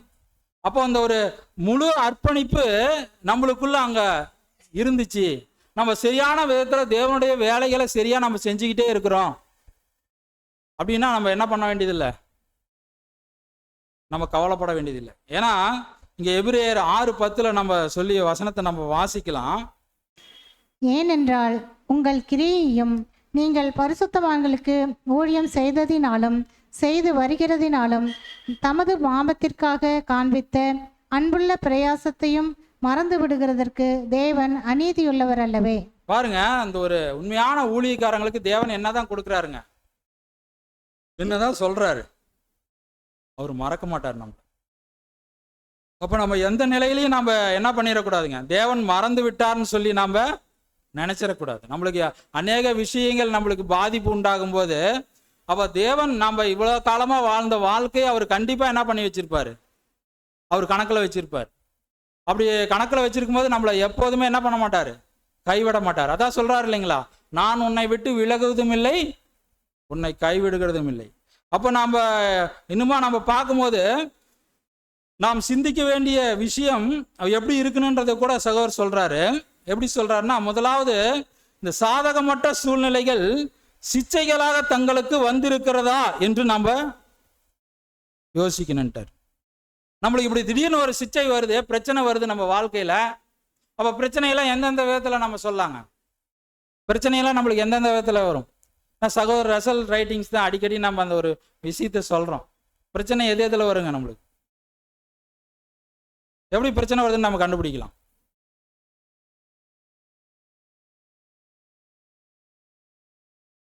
பண கஷ்டம். நம்ம வீட்டில் என்ன வரும்? பண கஷ்டம் வரும். இன்னொன்று என்ன அதுங்க அடுத்தது? நோய். நோய் வந்தால் நம்ம வந்துட்டு யோசனை பண்ணணும். ஏதோ நம்ம தப்பு பண்ணுறோம், ஏதோ நம்ம சரியான ஒரு விதத்தில் நம்ம ஓட்டலை நம்ம சரி பண்ணிக்கணும். அப்போ பண கஷ்டம் வரும்போது நம்ம சிந்திக்கணும். ஏன்னா அந்த பண கஷ்டம் வந்தால் தான் இந்த வர்றவங்களுக்கு தான் தெரியும் அதனுடைய கஷ்டம் என்னன்னு. அதே மாதிரி நோய் வந்தவங்களுக்கு தான் அதனுடைய கஷ்டம் தெரியும். இன்னொன்று சொல்கிறாரு, விபத்து நடக்கும். நம்மளுக்குள்ள என்ன வருங்க? விபத்துகள் நடக்கும். அப்போ இதெல்லாம் வந்துச்சுன்னா நம்ம புரிஞ்சுக்கணும், இது யாருக்கு நடக்கும்? திரும்பவும் சொல்கிறேன், தேவனுடைய உண்மையுள்ள ஊழியக்காரங்களுக்கு நடக்கும். இப்படி நடக்கிறப்ப ஏன் எனக்கு இப்படி அனுமதிச்சாருன்னு சொல்லி என்ன பண்ணக்கூடாது? கேட்கக்கூடாது. அப்போ அங்க என்ன அவங்க யோசிக்கணும்னா, இந்த சாதகமற்ற சூழ்நிலைகள் சிச்சைகளாக தங்களுக்கு வந்திருக்கிறதா என்று நாம் யோசிக்கணும். அல்லது தங்கள் பங்கில் ஏதேனும் தவறுகள் செய்துள்ளதினால் இந்த விளைவுகளா, நம்ம சைடு இருந்து நம்ம ஏதோ தப்பு பண்றோமா, அதனால இந்த ஒரு விஷயம் நடக்குதா, நம்ம யோசிக்கணும். யோசிச்சு நம்மளை என்ன பண்ணணும்? சரி பண்றதுக்காக தான் அந்த சிச்சையை கொடுக்குறாராம். அப்ப நம்ம சரியாயிட்டோன்னா நம்ம என்ன ஆயிடுறோம்? ரெடி ஆயிடும். அப்ப நம்ம பார்க்கும்போது தேவன் வந்துட்டு இந்த சிச்சைகளை கொடுக்கறது எதுக்காகனா, அவரோட மார்போட இழுத்து அணைச்சிக்கிறதுக்காக. எதுக்காக கொடுக்குறாருங்க? அவர் இந்த சிச்சைகளை கொடுக்கறது எதற்காகனா, அவரு சிச்சைகளை கொடுத்து தன் மார்போட இழுத்து அணைச்சிக்கிறதுக்காக. அப்போ அவருடைய பிள்ளைகளை நேசிக்கிறார் அவர். அப்போ கர்த்தருக்கு சித்தமான வழியில் வேலை செய்ய தவறி போனால் உண்டான விளைவுகளா என்று நாம் யோசிக்கணும். அப்போ எந்த காரணம் என்று நம்ம சிந்திக்கணுன்றார். உக்காந்து நீங்க சிந்திங்க, எதனால இப்படி வருது, எதனால நடக்குது, இதெல்லாம் என்ன பண்ணணும்? நாம சிந்திக்கணும். சிந்திச்சு நாம் அதை என்ன பண்ணணும்னா சரி பண்ணணும். சரி செய்யும் போது நம்மளுக்கு ஒரு ஆசீர்வாதமான நிலை அங்க கண்டிப்பா வரும். அப்போ நாம இங்க பார்க்கிறோம், ஒருவேளை தங்களுடைய நடத்தையானது தெய்வீக சித்தம் மற்றும் வார்த்தைகளுக்கு இசைவாக இருப்பதை உணர்ந்துட்டாங்க. நல்லா புரிஞ்சுக்கங்க, இது மாதிரிலாம் நடக்குது. அவங்க வந்துட்டு உக்காந்து யோசனை பண்றாங்க, இல்லை நான் கரெக்டாக தான் இருக்கிறேன்னு ஒரு முடிவுக்கு வராங்க. அதை பத்தி சொல்ல வர்றார். அப்படி முடிவுக்கு வந்துட்டா இவர்கள் உடனடியாக கர்த்தர் மீதான விசுவாசத்தில் அமைதல் அடையணுமா. அப்ப நாம சரியா தான் போயிட்டு இருக்கிறோம் அப்படின்னு உணர்ந்து கர்த்தர் மேல இன்னும் என்ன பண்ணணும்? அவங்க அதிக வாஞ்சி உள்ளவர்களா இருந்து, அப்போ எல்லா விஷயங்களையும் தேவனுக்கு உண்மையா இருக்க இன்னும் நாடணும் அப்படின்றத அங்க பிரதர் குறிப்பிடுறார். அப்ப ஒருவேளை தங்களுடைய நடத்தையானது தேவ சித்தம் மற்றும் வார்த்தைகளுக்கு இசைவாக இருப்பதை உணர்வார்களானால் இவர்கள் உடனடியாக கர்த்தர் மீதான விசுவாசத்தில் அமைதல் அடைந்து தங்களை காட்டிலும் தேவன் தம்முடைய வேலைகளை ஒழுங்குபடுத்த சொல்றாரு பாருங்க, கையாள வல்லவர் என்று முடிவிற்கு வரணும். அப்ப நம்ம அமைதலா உக்காந்துடணும். உக்காந்துட்டு நம்ம எல்லாத்தையும் நம்ம சரி பண்ணிக்கிட்டு தேவன் தம்முடைய வேலைகளை ஒழுங்குபடுத்துறாரு. அடுத்தது சொல்றாரு, அவரு வந்துட்டு கையால வல்லவரா இருக்கிறார் என்பதற்கு நம்ம ஒரு முடிவுக்கு வந்து நம்மளை என்ன பண்ணணும்? சமாதானப்படுத்தி. அப்போ தேவனுடைய அங்க வேலையில ஒரு குறிப்பிட்ட கால அளவு தங்களை பயன்படுத்தியதற்காக இவர்கள் நன்றி உள்ளவர்களா இருக்கணும்ட்டார். அப்படின்னா என்னன்னா அமைதியா இருக்கு சொல்லிட்டார். அப்போ இதுக்கு இந்த இவ்வளோ காலத்துக்காக அவர் அங்கே சொல்லும்போது சொல்றாரு, பின்னர் தேவனுடைய வேலையில் ஒரு குறிப்பிட்ட கால அளவு தங்களை பயன்படுத்தப்பட்டதற்காக இவர்கள் நன்றி உள்ளவர்களாக இருப்பதோடு கூட ஒருவேளை மற்றவர்களுடைய நன்மைக்காக அல்லது ஒருவேளை அனுபவம் என்னும் பள்ளியில் தங்களுக்கு பயிற்சி அளிக்க வேண்டும் என்பதற்காகவும். நம்மளுக்கு இன்னும் அனுபவம் தேவை. நம்ம வளரணும்னா என்ன தேவை? இன்னும் அனுபவம் தேவை. ஒருவேளை அனுபவம் என்னும் பள்ளியில் தங்களுக்கு பயிற்சி அளிப்பதற்காகவும், அங்கே ட்ரைனிங் எங்க இன்னும் நல்லா டெவலப் ஆகும் அப்படின்னு அங்கே பயிற்சி கொடுக்கறதுக்காகவும், விசுவாசம் மற்றும் பொறுமை பற்றின படிப்பினைகளை தங்கள் கற்றுக்கொள்வதற்காகவும் தேவன் என்ன பண்றாராம்?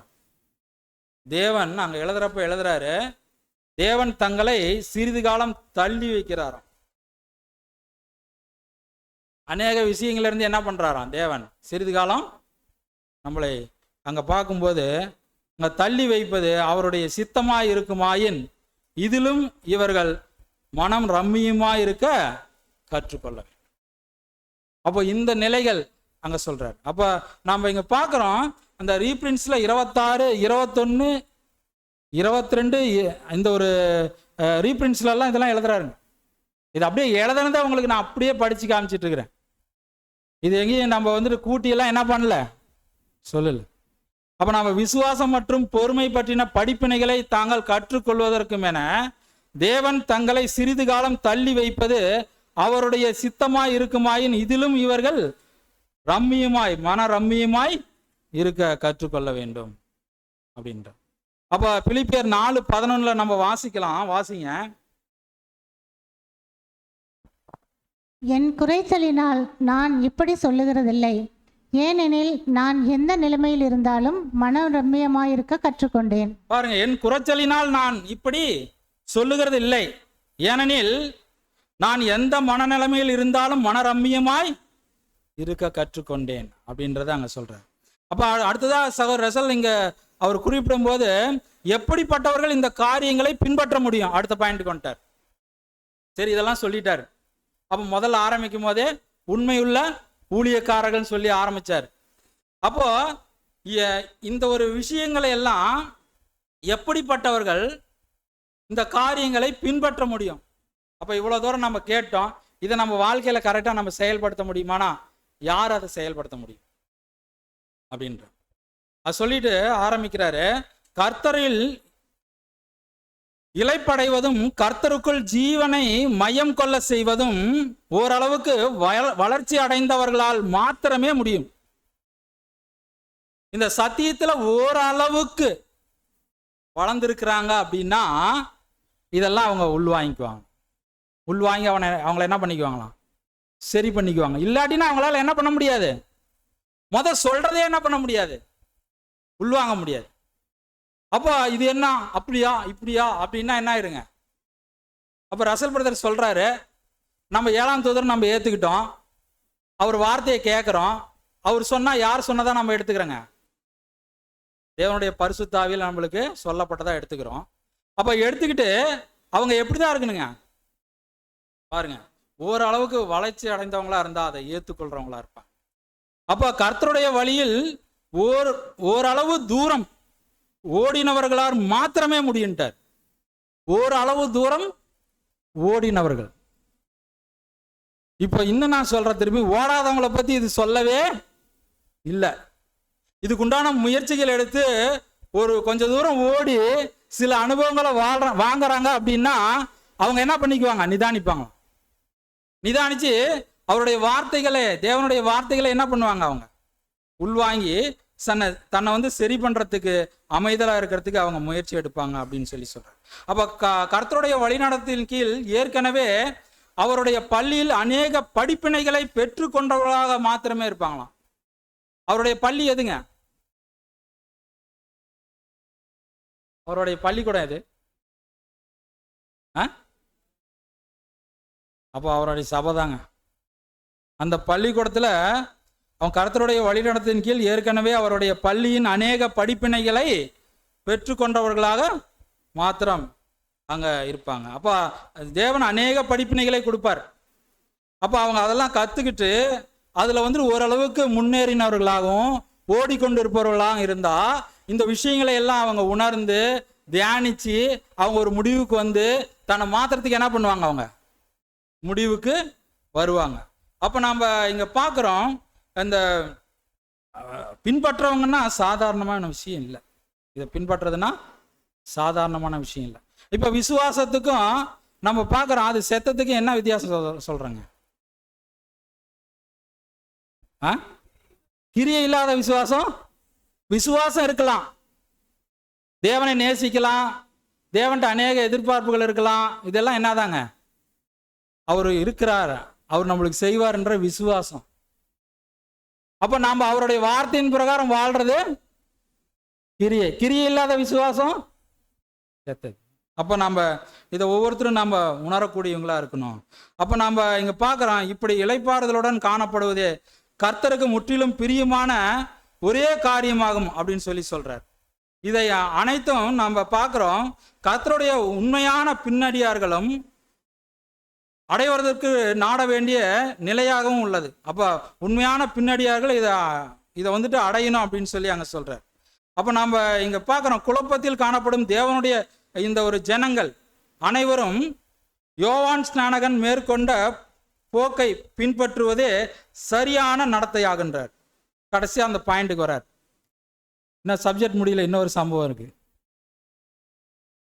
இப்ப நம்ம பார்க்கிறோம், அங்க சொல்றாரு, என்ன சொல்றாருன்னா, இந்த மாதிரி குழப்பத்துல காணப்படும் தேவனுடைய அந்த ஜனங்கள் அனைவரும் யோவான் ஸ்நானகன் மேற்கொண்ட போக்கை பின்பற்றுவதே சரியான நடத்தையாகும், அந்த ஞானமான போக்கு. அவர் என்ன பண்றாரு, யோவான் ஸ்நானகன் என்ன பண்றாருங்க, சிறையில இருந்து அவருக்குள்ள ஒரு குழப்பம் வந்துடுது, இந்த மாதிரிலாம் நடக்குது, நான் இப்படி இருக்கிறேன், இயேசு அங்க நல்லா ஜாலியா என்ன பண்ணிட்டு இருக்கிறாரு, ஊழியம் செஞ்சுட்டு இருக்கிறாரு. அவருக்குள்ள வருத்தம் இருக்குமா இல்ல, நான் எல்லாத்துக்கு முன்னாடி என்ன பண்ணேன், கை காட்டி இவருக்கு ஒரு முன்னோடியா நான் இருந்தேன். அப்போ இவரை பத்தி ஏதாவது சொல்லியிருந்தா கூட என்ன பண்ணுவாங்க, வந்து சொல்லுவாங்க. அப்போ இந்த நிலையில அங்க இருக்கிறார். அவருக்குள்ள என்ன ஒரு இருதயத்துல தோன்றி என்ன ஒரு விஷயங்களை அங்க கேட்க சொன்னாரு. இப்போ அந்த விஷயத்தை கூட நம்ம விட்டுடலாங்க, எங்க பிரதர் அதை வந்து ஹைலைட் பண்ணல.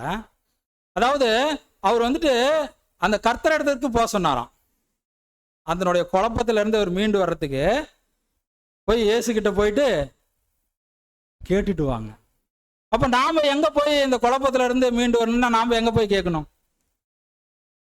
ஆமா, நம்ம தேவன் கிட்ட, கிறிஸ்து கிட்ட, சத்தியம், நம்மளுடைய வேதம், நம்மளுக்கு கொடுக்கப்பட்ட அநேக புஸ்தகங்கள், நம்ம 7ஆம் தூதரால் கொடுக்கப்பட்ட புஸ்தகத்திலிருந்து நம்ம என்ன பண்ணலாம், கேட்கலாம். அப்ப நம்ம இங்க பார்க்கும்போது இந்த குழப்பத்தில் இருக்கும்போது கர்த்தரிடத்துக்கு நாம போகணும். அப்ப நம்ம கர்த்தரோட இடத்துக்கு போகாத நம்ம என்ன பண்ணிடுறோம், நம்மளா சில முடிவுகள் எடுத்து நம்மளா வாழ்க்கையை நம்ம என்ன பண்ணிக்கிறோம், நம்ம மாற்றி நம்ம எந்த ஒரு விஷயத்துல போயிடனா உலகத்துக்குள்ள நம்ம போயிடும். அப்ப கர்த்தரிடம் நம்ம செல்லும் போது நம்ம எப்படி போகக்கூடாது, அப்படி போனா கூட நம்ம வந்துட்டு எப்படி போயிடக்கூடாதுன்னா, நம்ம ஒரு சந்தேகத்தோட நம்ம போயிடக்கூடாது. நம்ம வந்துட்டு அங்க நம்ம பார்க்கிறோம், கர்த்தருடைய வார்த்தைகளை நம்முடைய சொந்த செவிகளினால் கேட்க முடியாத அளவுக்கு போயிடக்கூடாது. அப்போ அவருடைய வார்த்தை வருது, நம்ம போறோம், அந்த வார்த்தைகளை படிக்கிறோம், அதை நம்ம ஏற்றுக்கொள்ள முடியலன்னா அப்போ நம்ம சொல்றோம் இல்லைங்களா, என் கஷ்டம் எனக்கு தான் தெரியும், சொல்றோமா இல்லைங்களா? அப்போ நம்ம சத்தியத்தினுடைய பாயிண்ட்ஸ் நம்ம சொல்லும் போது அதனுடைய வார்த்தைகள் எப்படி தான் இருக்குங்க, என்னால் அதுல இருந்து வர முடியல. ஆனா தேவனுடைய வார்த்தையின் பிரகாரம் நம்ம என்ன பண்ணியே ஆக வேண்டியது இருக்கு, வாழ்ந்தே தீர வேண்டியதா இருக்கு அப்படின்றத நம்ம பார்க்கிறோம். அப்ப யோவான் தன்னுடைய சீசர்களின் சாட்சி மூலம் பெற்றுக்கொண்டது போன்று நம்முடைய அனைத்து நியாயமான கேள்விகளுக்கும் தேவன் முன்கூட்டியே வேதத்துல என்ன பண்ணி வச்சுட்டாராம், எல்லாம் பதிவு பண்ணி வச்சுட்டாராம். அப்போ அது நாம் பார்க்கும்போது பழைய ஏற்பாட்டு காலத்துல இருந்து தீர்க்கதரிசிகளுடைய வார்த்தையிலிருந்து அப்போஸ்தலர்கள் வார்த்தையிலிருந்து எல்லாவற்றையும் நம்மளுக்காக என்ன பண்ணி வச்சிருக்கிறாராம், வேதத்துல பதிவு பண்ணி வச்சிருக்கிறார். அப்போ அதையும் தாண்டி நாம வந்துட்டு நம்மளுக்கு மனசு சங்கடமா இருந்தா நம்ம எங்க போவோங்க, நம்ம வேதத்தை கூட எடுத்து படிக்க முடியலன்னா நம்மளுடைய அருமையான சகோதரர்கள் கிட்ட நம்ம என்ன பண்ணலாம், சத்தியத்தினுடைய வார்த்தையை சொல்றவங்க கிட்ட நம்ம என்ன பண்ணலாம், போய் அந்த வார்த்தைக்கு உண்டான விஷயங்களுக்கு ஆன்சரை என்ன பண்ணலாம், நம்ம கேட்கலாம். கேட்டு நாம அந்த பதிலை பெற்றுக்கொண்டு நாம என்ன பண்ணிக்கணும், நம்மள சரி பண்ணி. அப்ப இதுதான் யோவான் ஸ்நானகன் அந்த ஒரு தீர்க்கதரிசி செய்த ஒரு ஞானமான போக்கு அப்படின்ற. அப்போ இதுல இன்னொரு விஷயங்களும் சொல்றாரு. அப்போ நம்ம பார்க்குறோம் யோவான் ஸ்நானகன் சம்பவத்திலேயே இன்னொரு விஷயம் பார்க்கும்போது யோவான் ஸ்நானகன் அங்கே வந்துட்டு அந்த சிறைப்பிடிக்கப்பட்டு போகிறார் இல்லையா, எதனால நடக்குது அது? இந்த பாடத்தில் எதையும் கொண்டு வரார் பிரதர். எதனால நடக்குது? ஏரோது சிஸ்டர் நீதி சொல்றார், இதுதான் நீதி, இதுபடி தான் நடக்கணும், நீ இந்தபடி நடக்கலைன்னா நீ தப்பு அப்படின்னு சொல்லி ஏரோது கிட்ட சொல்லும் போது ஏரோது என்ன பண்றாருங்க? என்ன பண்றாரு? ஏரோது தூக்கி ஜெயிலில் போட்டுறாரு. ஆனால் கொல்றதுக்கு அவருக்கு பயம். அப்போ அந்த ஏரோதியால் வந்துட்டு மகள் என்ன பண்றாங்க? சலோமி நடனமாடி, ஆமாம், யோவான் ஸ்நானனுடைய தலையை கேட்ட உடனே அங்கே கொடுத்துட்றாரு. அப்போ நம்ம இங்கே பார்க்குறோம். அப்போ இவர் வந்து அந்த சிறைக்கு போகிறார். எதனால போகிறார்? இதுதான் விஷயம். எதனால போகிறார் அப்படின்னா, அந்த ஏரோது ராஜாவை என்ன பண்ணுறாருங்க? கேள்வி கேட்குறார். அது எப்படி கேள்வியாக கேட்டாரா, இல்லை போயிட்டு ஏரோது ராஜா இந்த மாதிரிலாம் இருக்குது, இந்த மாதிரிலாம் இது தப்பு, இந்த மாதிரிலாம் நீங்கள் செய்யக்கூடாது அப்படின்னு சொன்னாரா? எப்படி சொன்னாருங்க? ஆமாம், நேரடியாக கடிஞ்சிக்கிட்டார். அப்போ நேரடியாக அங்கே வந்துட்டு அங்கே கடிஞ்சு கொண்டார் அப்படின்றத நாம் பார்க்குறோம். அப்போது இது சரியா தவறா? பிரதருடைய கேள்வி அடுத்தது வரார். ஏரோது ராஜாவிடம் யோவான் ஸ்நானகன் போயிட்டு அந்த தவறை உணர்த்தி கடிஞ்சு கொண்டது சரியா தவறா? அடுத்தது இன்னொரு விஷயங்களுக்குள்ள வராரு. ஏரோது தவறு செய்தது உண்மைதான். இங்கு நாம் பார்க்கும்போது ஏரோதை கடிந்து கொள்வது யோவானுடைய வேலையா? அடுத்த பாயிண்ட்டுக்கு வராரு. யோவானை நம்ம பார்க்கும்போது பாருங்க, எங்க பிரதர் சொல்லும் போது ஏரோதை வந்துட்டு அவர் போய் கடிஞ்சிக்கிறாராம். அது யோவானுடைய வேலையா? அடுத்ததா சொல்றாரு, யோவான் தனக்கே பிரச்சனை வருவித்துக் கொள்வது அவசியமா? அவர் போய் ஊழியம் செய்யட்டும், எல்லாம் செய்யட்டும், பண்ணிட்டோம். இவர் போய் ஏரோதை போய் கடிஞ்சிக்கிட்டு அவருக்கு என்னாச்சுங்க? பிரச்சனை. அவருக்கு எங்க போட்டாங்க? இது அவருக்கு தேவையா அப்படின்னு சொல்லி கேட்கிறார். அவசியமா? அடுத்ததா சொல்றாரு, ஏரோது கடிந்து கொள்வது யோவானுக்கு கடமையாக இருக்கும் என்றால்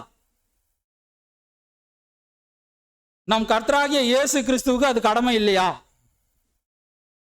அதே காலத்துல தான் அவரு இருந்தார். நல்லா புரிஞ்சுக்கணும். ரெண்டு பேரும் ஒரே டைம்ல இருக்கிறாங்க. இவர் போய் கடிஞ்சிக்கிறாரு. அப்ப கர்த்தராகிய இயேசு கிறிஸ்துவுக்கு இது வந்துட்டு கடமை இல்லையா? அவரு போய் கடிஞ்சிக்கிறார் அப்படின்னா நம்ம யோசிக்கணும். அப்ப இன்னும் நம்ம பார்க்கும்போது யோவான் சிறையில் அடைக்கப்பட்டது தெரிந்தவுடன் இயேசு மாபெரும் ஒரு அமளியை ஏற்படுத்தியிருக்கணும். அதை அவரு செய்யல. அப்ப எதிர்ப்பு தெரிவிச்சிருக்கணும். அதையும் அவரு செய்யல. அப்ப இயேசுடைய கடமையாக இது இருந்திருக்கணும். ஏன்னா அவருக்கு இவருக்கு ரொம்ப ரிலேஷன்ஷிப்லையும் இருக்கு, உறவுக்காரர் இவர். அப்போ மரியாள் வந்துட்டு அவங்க வீட்டிலேயே இருந்திருக்கிறாங்க.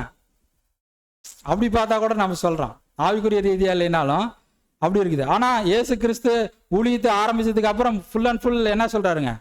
யார் என் தாயும் தகப்பனும் அப்படின்றார். அப்போ என்ன அர்த்தங்க? அப்ப டோட்டலி அதெல்லாம் விட்டுட்டாரு. இந்த சொந்த பந்தம் இதெல்லாம் இல்லை. தேவனுடைய வார்த்தை என்ன சொல்லுதோ அதை தான் அவர் செய்வார். அவ்வளவுதான். அவருக்கு அந்த ஒரு உணர்த்துதல் அங்க கொடுக்கப்படல, அதனால அவரு செய்யல. அப்போ இவர் செஞ்ச விஷயங்கள் எல்லாம் கரெக்டா? சகோதரர் ரெசல் வந்துட்டு அங்க சொல்றாரு, கரெக்டா? இப்போ நம்ம ஒருத்தரை போய் கடிஞ்சிக்கிறோம் பண்றோம் இல்லையா, அது கரெக்டா? அப்போ நம்ம சிந்திக்க வேண்டியவங்களா இருக்கும். அப்போ இயேசு கிறிஸ்து அவர்களுக்காக அந்த யோவான் ஸ்நானனுக்காக எந்த ஒரு சப்போர்ட்டும் என்ன பண்ணல, அவர் செய்யல. யோவான் செய்தது சரி என்றால் இயேசு அதை செய்யாதது சரியா அப்படின்ற ஒரு கேள்வி கூட வைக்கிறார். அப்ப நம்மளுடைய நிலையில நம்ம யோசிக்கும் போது அப்ப இயேசு செய்யாதது சரியா? அப்ப ஏரோதை கடிந்து கொள்ளும் விதத்தில் இயேசு யோவானை பின்பற்றாமல் இருந்ததும் சரியா? இதெல்லாம் நம்மளுக்கு நிறைய கேள்வி வரும். அப்ப நம்ம இந்த பாடத்துல நம்ம கேட்கும் போது, ஆமா, யோவான் வந்துட்டு ஒரு அருமையான ஒரு மனுஷன், தேவனுடைய மனுஷன், அப்ப தேவனால தேர்ந்தெடுக்கப்பட்ட ஒரு மனுஷன், அப்ப தேவனுடைய ஊழியத்தை அவர் அதிகமா செஞ்சிருக்கிறாரு. அப்ப இவர் வந்து என்ன பண்ணிருக்கலாம்? இயேசு அங்க சப்போர்ட் பண்ணியிருக்கலாம் அப்படின்றது அங்க இருக்கு. அப்ப நாம இங்க நாம பார்க்கும்போது யோவான் தவறு செய்தாரா அப்படின்ற ஒரு கேள்வியோட அங்க சகோதரர் ரெசல் கொடுத்துட்டு, அப்போ இயேசு கிறிஸ்து செஞ்சது சரியா அப்படின்னா அவருடைய பதில் என்ன வருது அப்படின்னா, கர்த்தராகிய இயேசு கிறிஸ்து செய்தது சரி அப்படின்ற. அவர் வந்துட்டு கர்த்தராகிய இயேசு கிறிஸ்து செஞ்சது சரி, அவர் வந்துட்டு கண்டிக்கிற வேலை அவருக்கு இல்லை அப்படின்றத அங்க சொல்றார். அப்போ இன்னும் நம்ம பார்க்கும்போது ஒரு வசனத்தை குறிப்பிட்டு சொல்றாரு. 1 பேதுரு 2ஆம் அதிகாரம் 22வது வசனம்.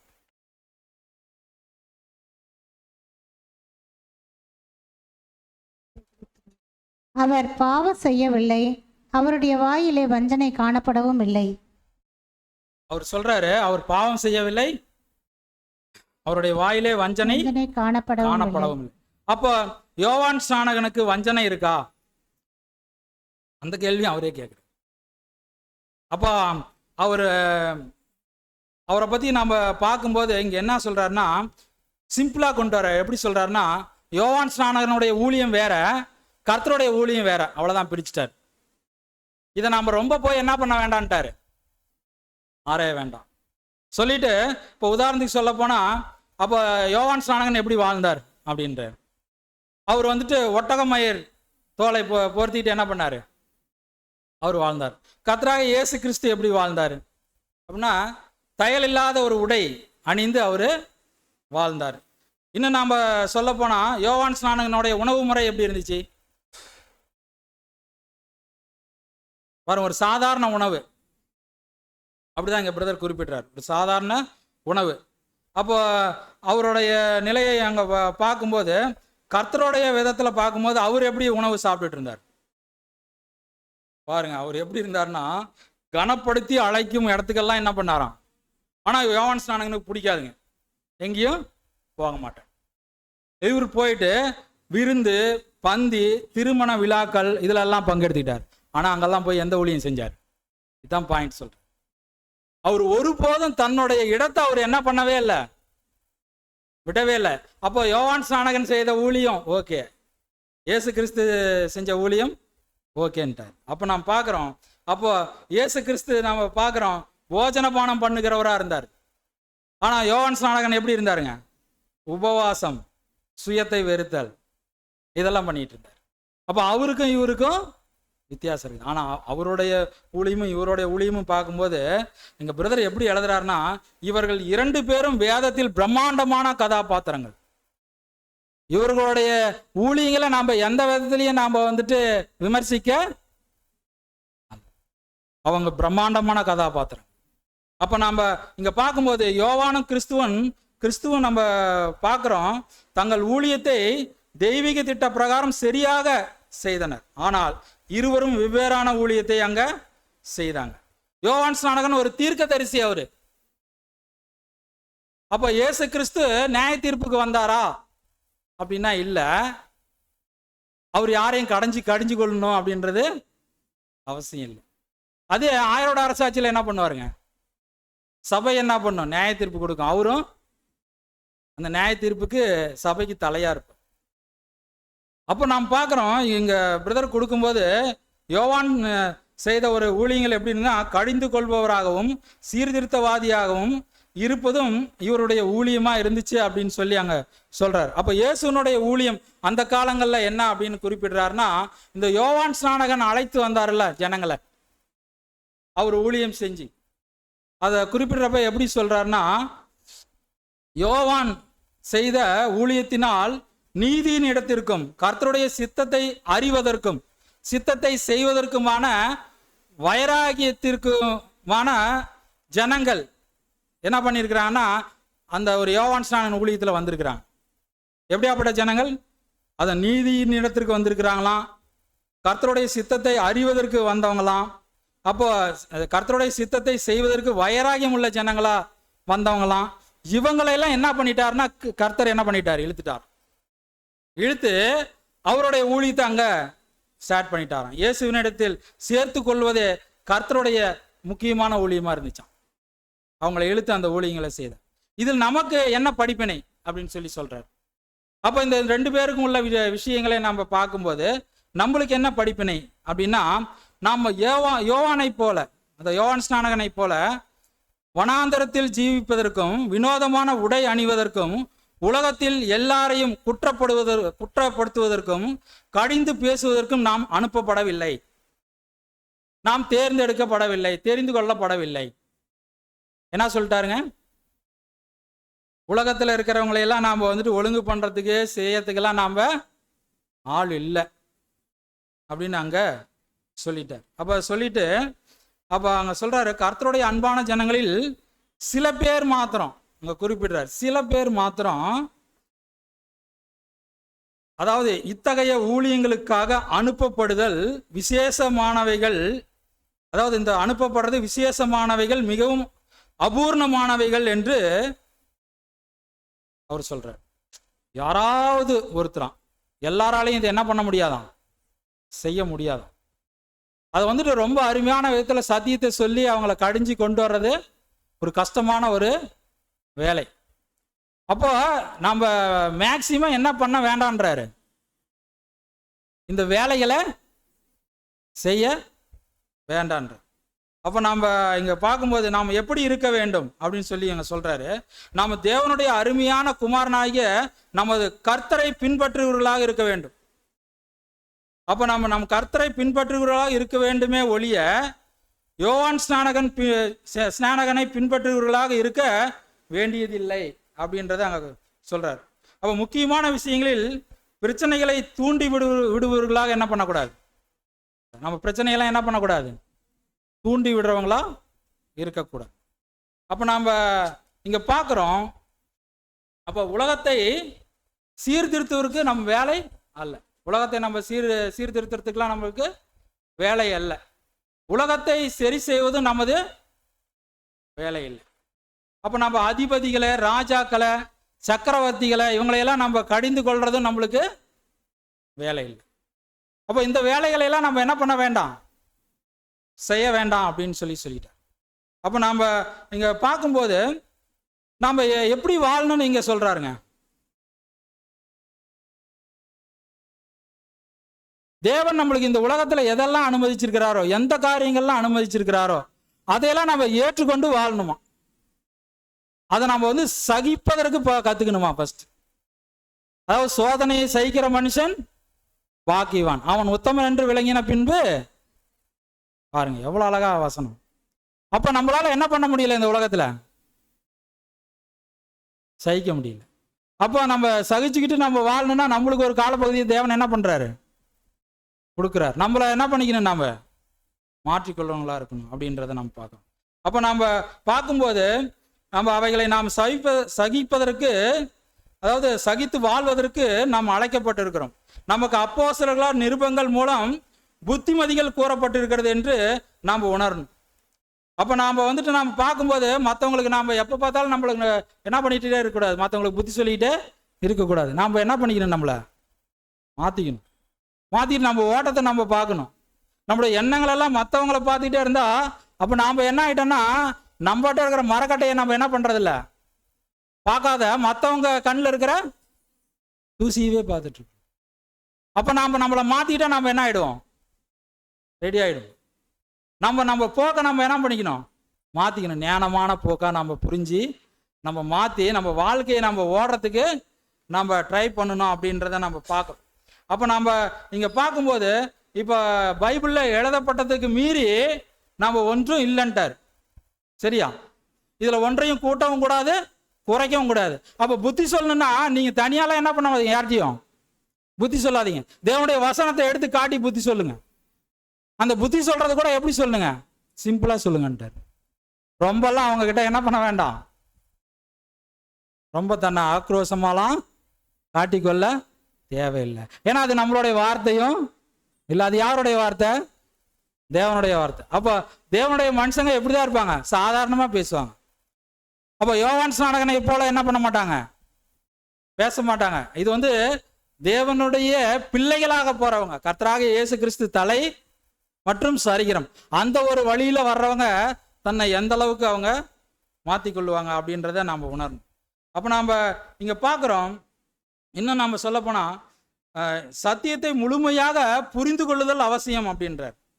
அப்போ இன்னும் சொல்லும்போது சொல்றாரு, கூடுமானால் எல்லோரோடும் என்ன பண்ணுங்க, சமாதானமா இருங்கள். அப்போ இந்த கூடுமானாலுக்கு 6th வால்யூம்ல என்ன சொல்றாரு தெரியுங்களா?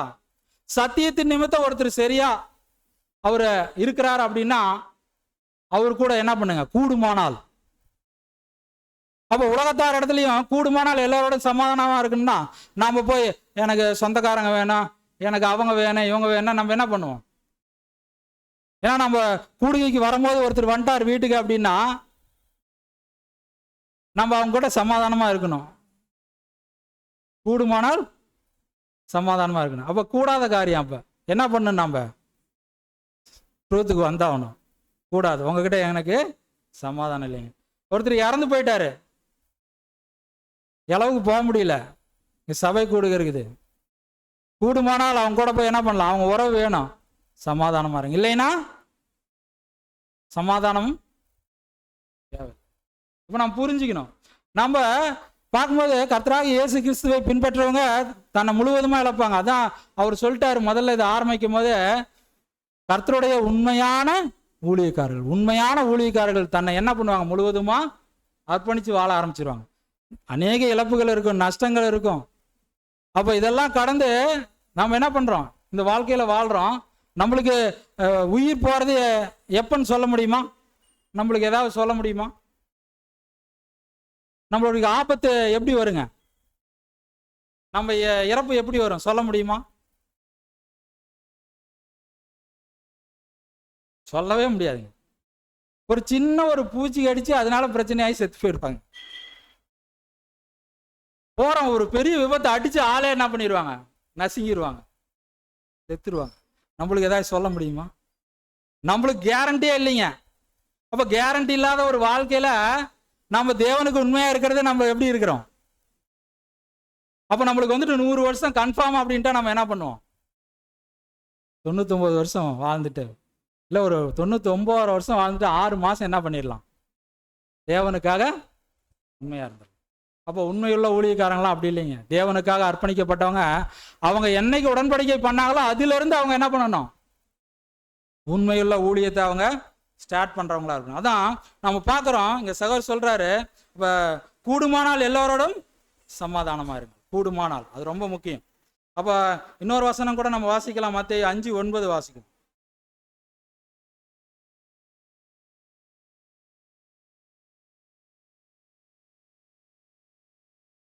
மத்தேயு 5:9. சமாதானம் பண்ணுகிறவர்கள் பாக்கியவான்கள், அவர்கள் தேவனுடைய புத்திரர் எனப்படுவார்கள். பாருங்க, அப்போ பார்க்கும்போது சமாதானம் ரொம்ப அவசியம். நம்ம வீட்டில் சமாதானம் அவசியமா? அடுத்தது வராரு, நம்ம வீட்டில் சமாதானம் அவசியமா? அப்போ ஒருத்தரையும் நீங்க கடிஞ்சிக்காதீங்கன்றாரு. வீட்டில் நீங்க சமாதானமா இருக்கணும்னா, நீங்க சந்தோஷமா இருக்கணும்னா நீங்க என்ன பண்ண வேண்டாம், யாரும் கடிஞ்சிக்காதீங்க. கொடுக்குறார்.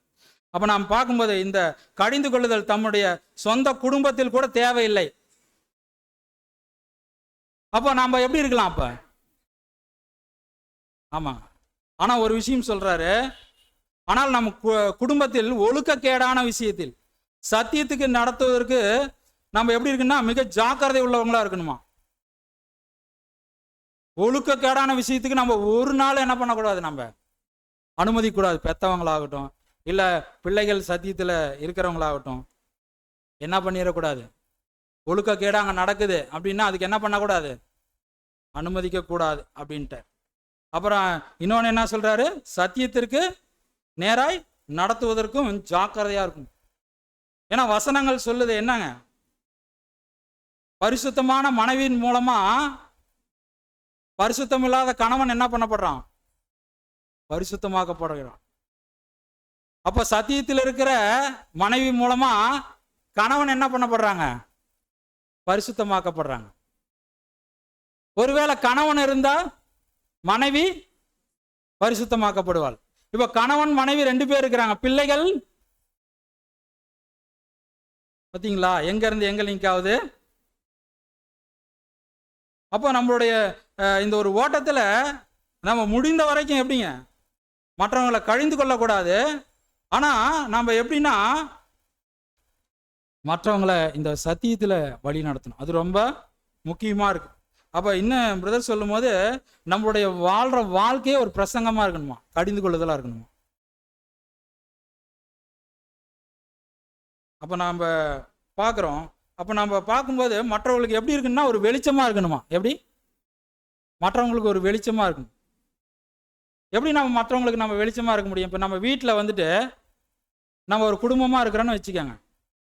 நம்ம குடும்பத்தில் நாம் ஒரு 4 பேர் இருக்கிறோம், ஒரு 6 பேர் இருக்கிறோம். சத்தியத்தில் இருக்கிற ஒருத்தர் இருக்கிறாரு. அவருடைய ஒவ்வொரு செயலையும் எத்தனை பேர் கவனிப்பாங்க? ஒருத்தர் இருந்தா 5 பேர் கவனிப்பாங்க. அந்த 5 பேர் கவனிக்கிறப்ப அவங்களும் என்ன பண்ணணும்?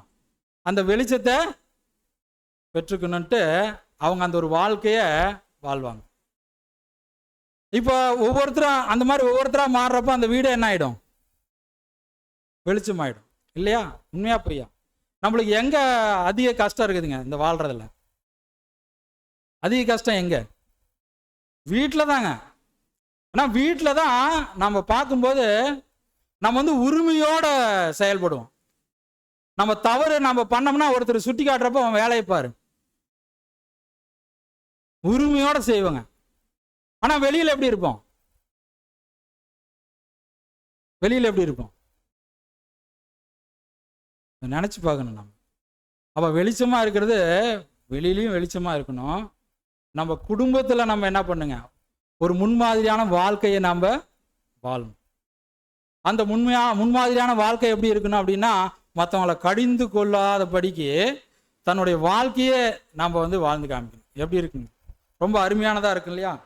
அப்போ நம்ம இங்கே பார்க்கும்போது சில விஷயங்கள் அங்கே வராரு. அங்கே சொல்லும்போது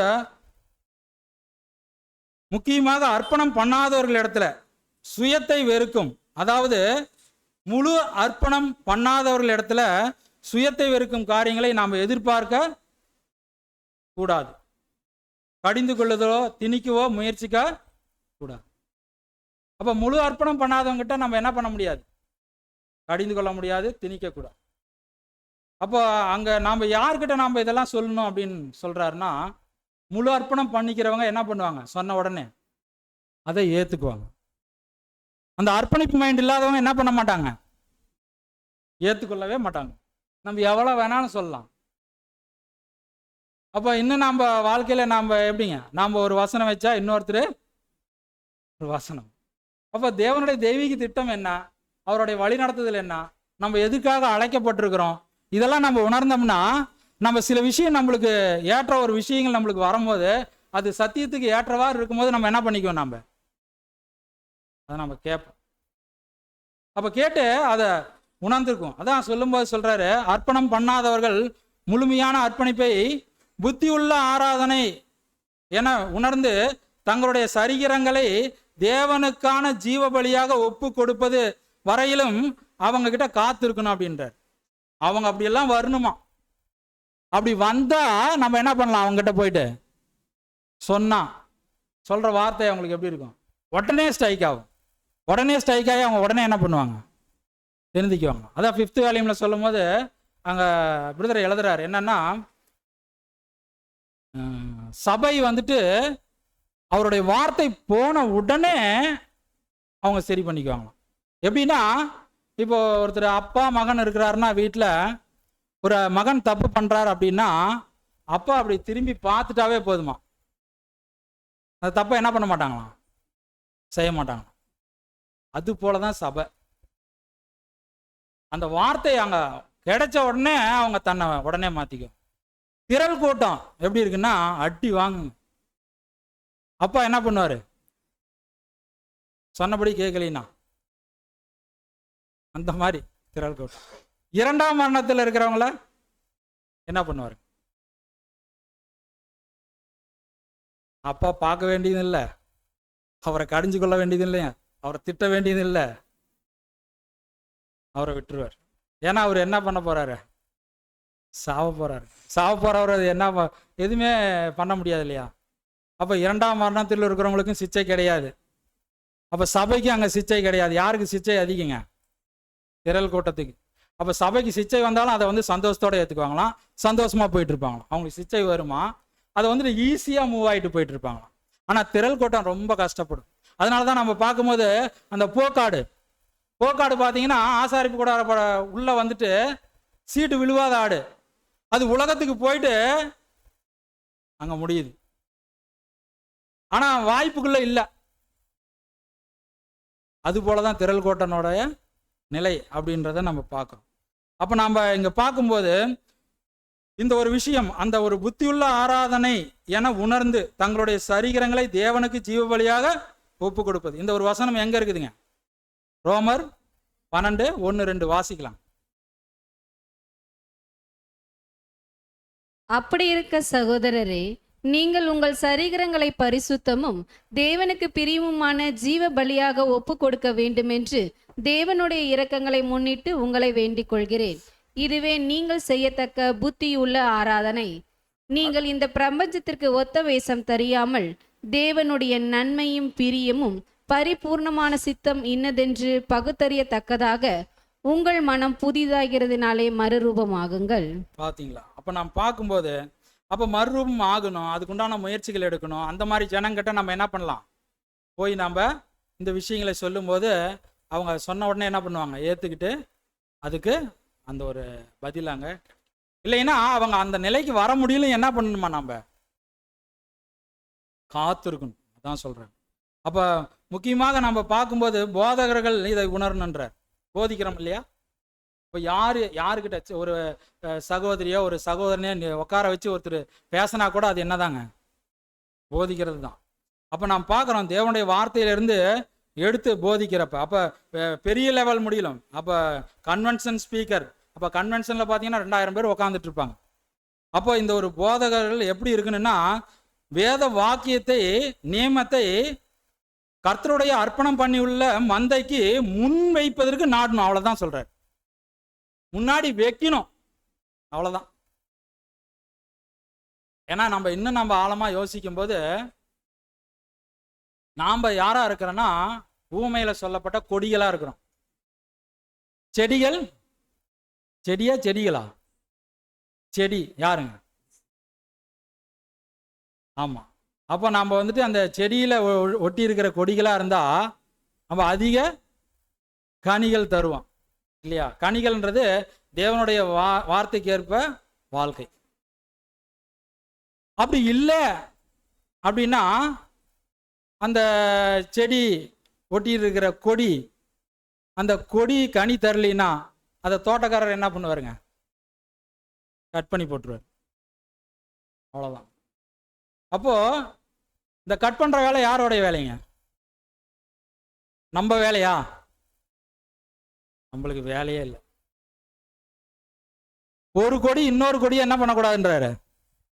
சுத்தம் பண்ணவோ எந்த ஒரு காரியம் செய்யவோ அதிகாரம் இல்லையா? அப்ப செடியே யாருக்காக வெயிட் பண்ணுதுங்க?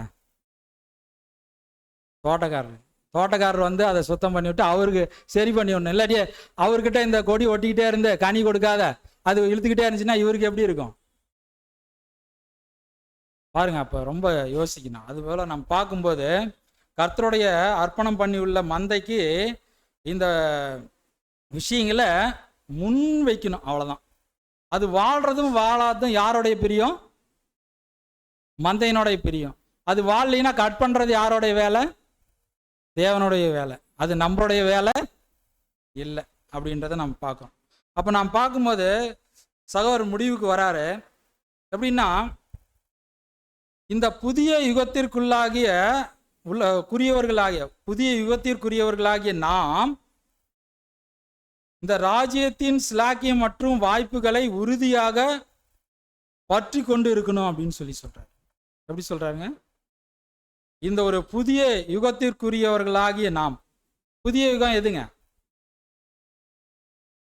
ஆமா, சரி, மேசியா யுகம்னா நம்ம எங்க இருக்கிறாங்க பாத்தீங்களா? இப்ப நாம கூட நான் பார்க்குறோம், யோவான் ஸ்நானகன் வாழ்ந்த காலத்துல யூத யுகம் முடியுது. அப்புறம் என்னங்க? சுவிசேஷ யுகம் ஆரம்பிக்குது. அது ஒரு அவங்களுக்கு என்னங்க? புதிய யுகம். இப்போ நாம் இருக்கிறது அதை காட்டிலும் மேலான ஒரு நிலையில கர்த்தராகிய இயேசு கிறிஸ்து இரண்டாம் வருகையில பிரசன்னமான காலத்துல நாம் இருக்கிறோம். அப்போ நாம் எவ்வளவு உறுதியா இந்த சத்தியத்தை நம்ம வந்துட்டு பற்றி கொண்டு இருக்கணும் அப்படின்றது நம்ம யோசிக்கணும் அப்படின்னு பார்க்குறோம். அப்போ 2 பேதுரு 1:10 நம்ம வாசிக்கலாம்.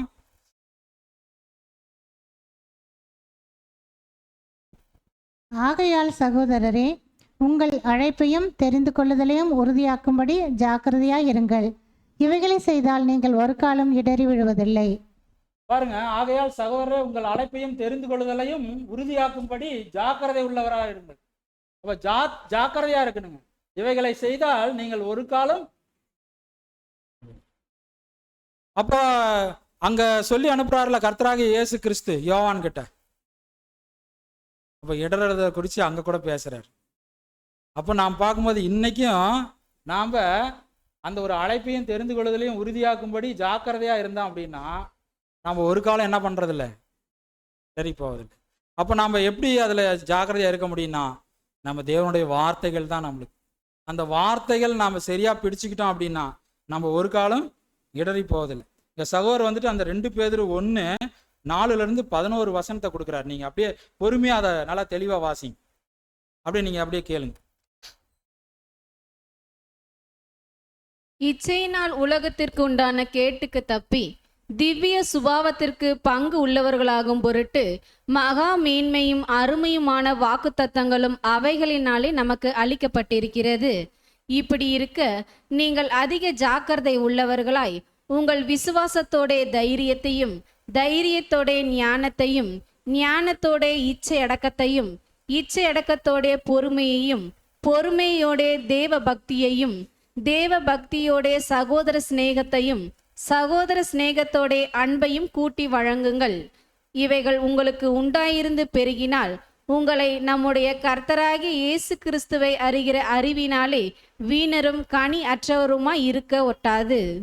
இவைகள் இல்லாதவன் எவனோ அவன் முன் செய்த பாவங்களார தான் சுத்திகரிக்கப்பட்டதை மறந்து கண் சொருகி போன குருடனாய் இருக்கிறான். ஆகையால் சகோதரரே, உங்கள் அழைப்பையும் தெரிந்து கொள்ளுதலையும் உறுதியாக்கும்படி ஜாக்கிரதையாயிருங்கள். இவைகளை செய்தால் நீங்கள் ஒரு காலம் இடறி விழுவதில்லை. இவ்விதமாய் நம்முடைய கர்த்தரும் இரட்சகருமாகிய இயேசு கிறிஸ்துவனுடைய நித்திய ராஜ்யத்துக்கு உட்படும் பிரவேசம் உங்களுக்கு பரிபூர்ணமாய் அளிக்கப்படும். பாருங்க எவ்வளவு அழகான ஒரு வசனங்கள் பாருங்க. அப்ப நம்ம பார்க்கும்போது சகோதரர் இன்னொரு பாயிண்ட் கடைசியா அங்க கொடுக்கிறாரு. பூமிக்குரிய அழைப்புக்கு அழைக்கப்பட்ட அந்த ஒரு பழைய ஏற்பாட்டு ஜனங்களே எந்த அளவுக்கு வைராகியம் காட்டுகிறாங்க அப்படின்னா, நம்ம அழைக்கப்பட்ட அழைப்பு பரம அழைப்புங்க. நம்ம பரலோகத்துல தேவனோடு கிறிஸ்துவோடு நம்ம கூட அந்த 1,44,000 சபையா உட்கார போறோம். அப்ப நம்ம எந்த அளவுக்கு நம்ம வைராகியம் காட்டணும், நம்ம ஒவ்வொருத்தரும் நம்ம இதை உணர வேண்டியவங்களா இருக்கிறோம். அப்ப நம்ம பார்க்கும்போது இந்த ஒரு வைராகியத்துல நம்ம அந்த பழைய ஏற்பாட்டில் வாழ்ந்த ஒவ்வொருத்தரையும் நினைச்சா அவங்களுடைய வாழ்க்கை முறையெல்லாம் எப்படி இருந்துச்சு உணரணும். இப்ப சாத்ராக், மேசாக், ஆபேத்நேகோ பார்த்தோன்னா அவங்க என்ன சொல்றாங்க பாருங்க. அந்த அக்னியில பாருங்க, காப்பாத்தினாலும் சகோதரி சொல்றாங்க, காப்பாத்தினாலும் காப்பாத்து போகாவிட்டாலும் பாருங்க, என் தேவன் தேவன், ஆனா அவர் ஒருவரையே வணங்குவேன். அப்ப நம்ம எல்லா விஷயங்களையும் நம்ம இவ்வளவு மன உறுதியோட வைராகியத்தோட இருந்தோம் அப்படின்னா நம்ம எப்படி இருப்போம்.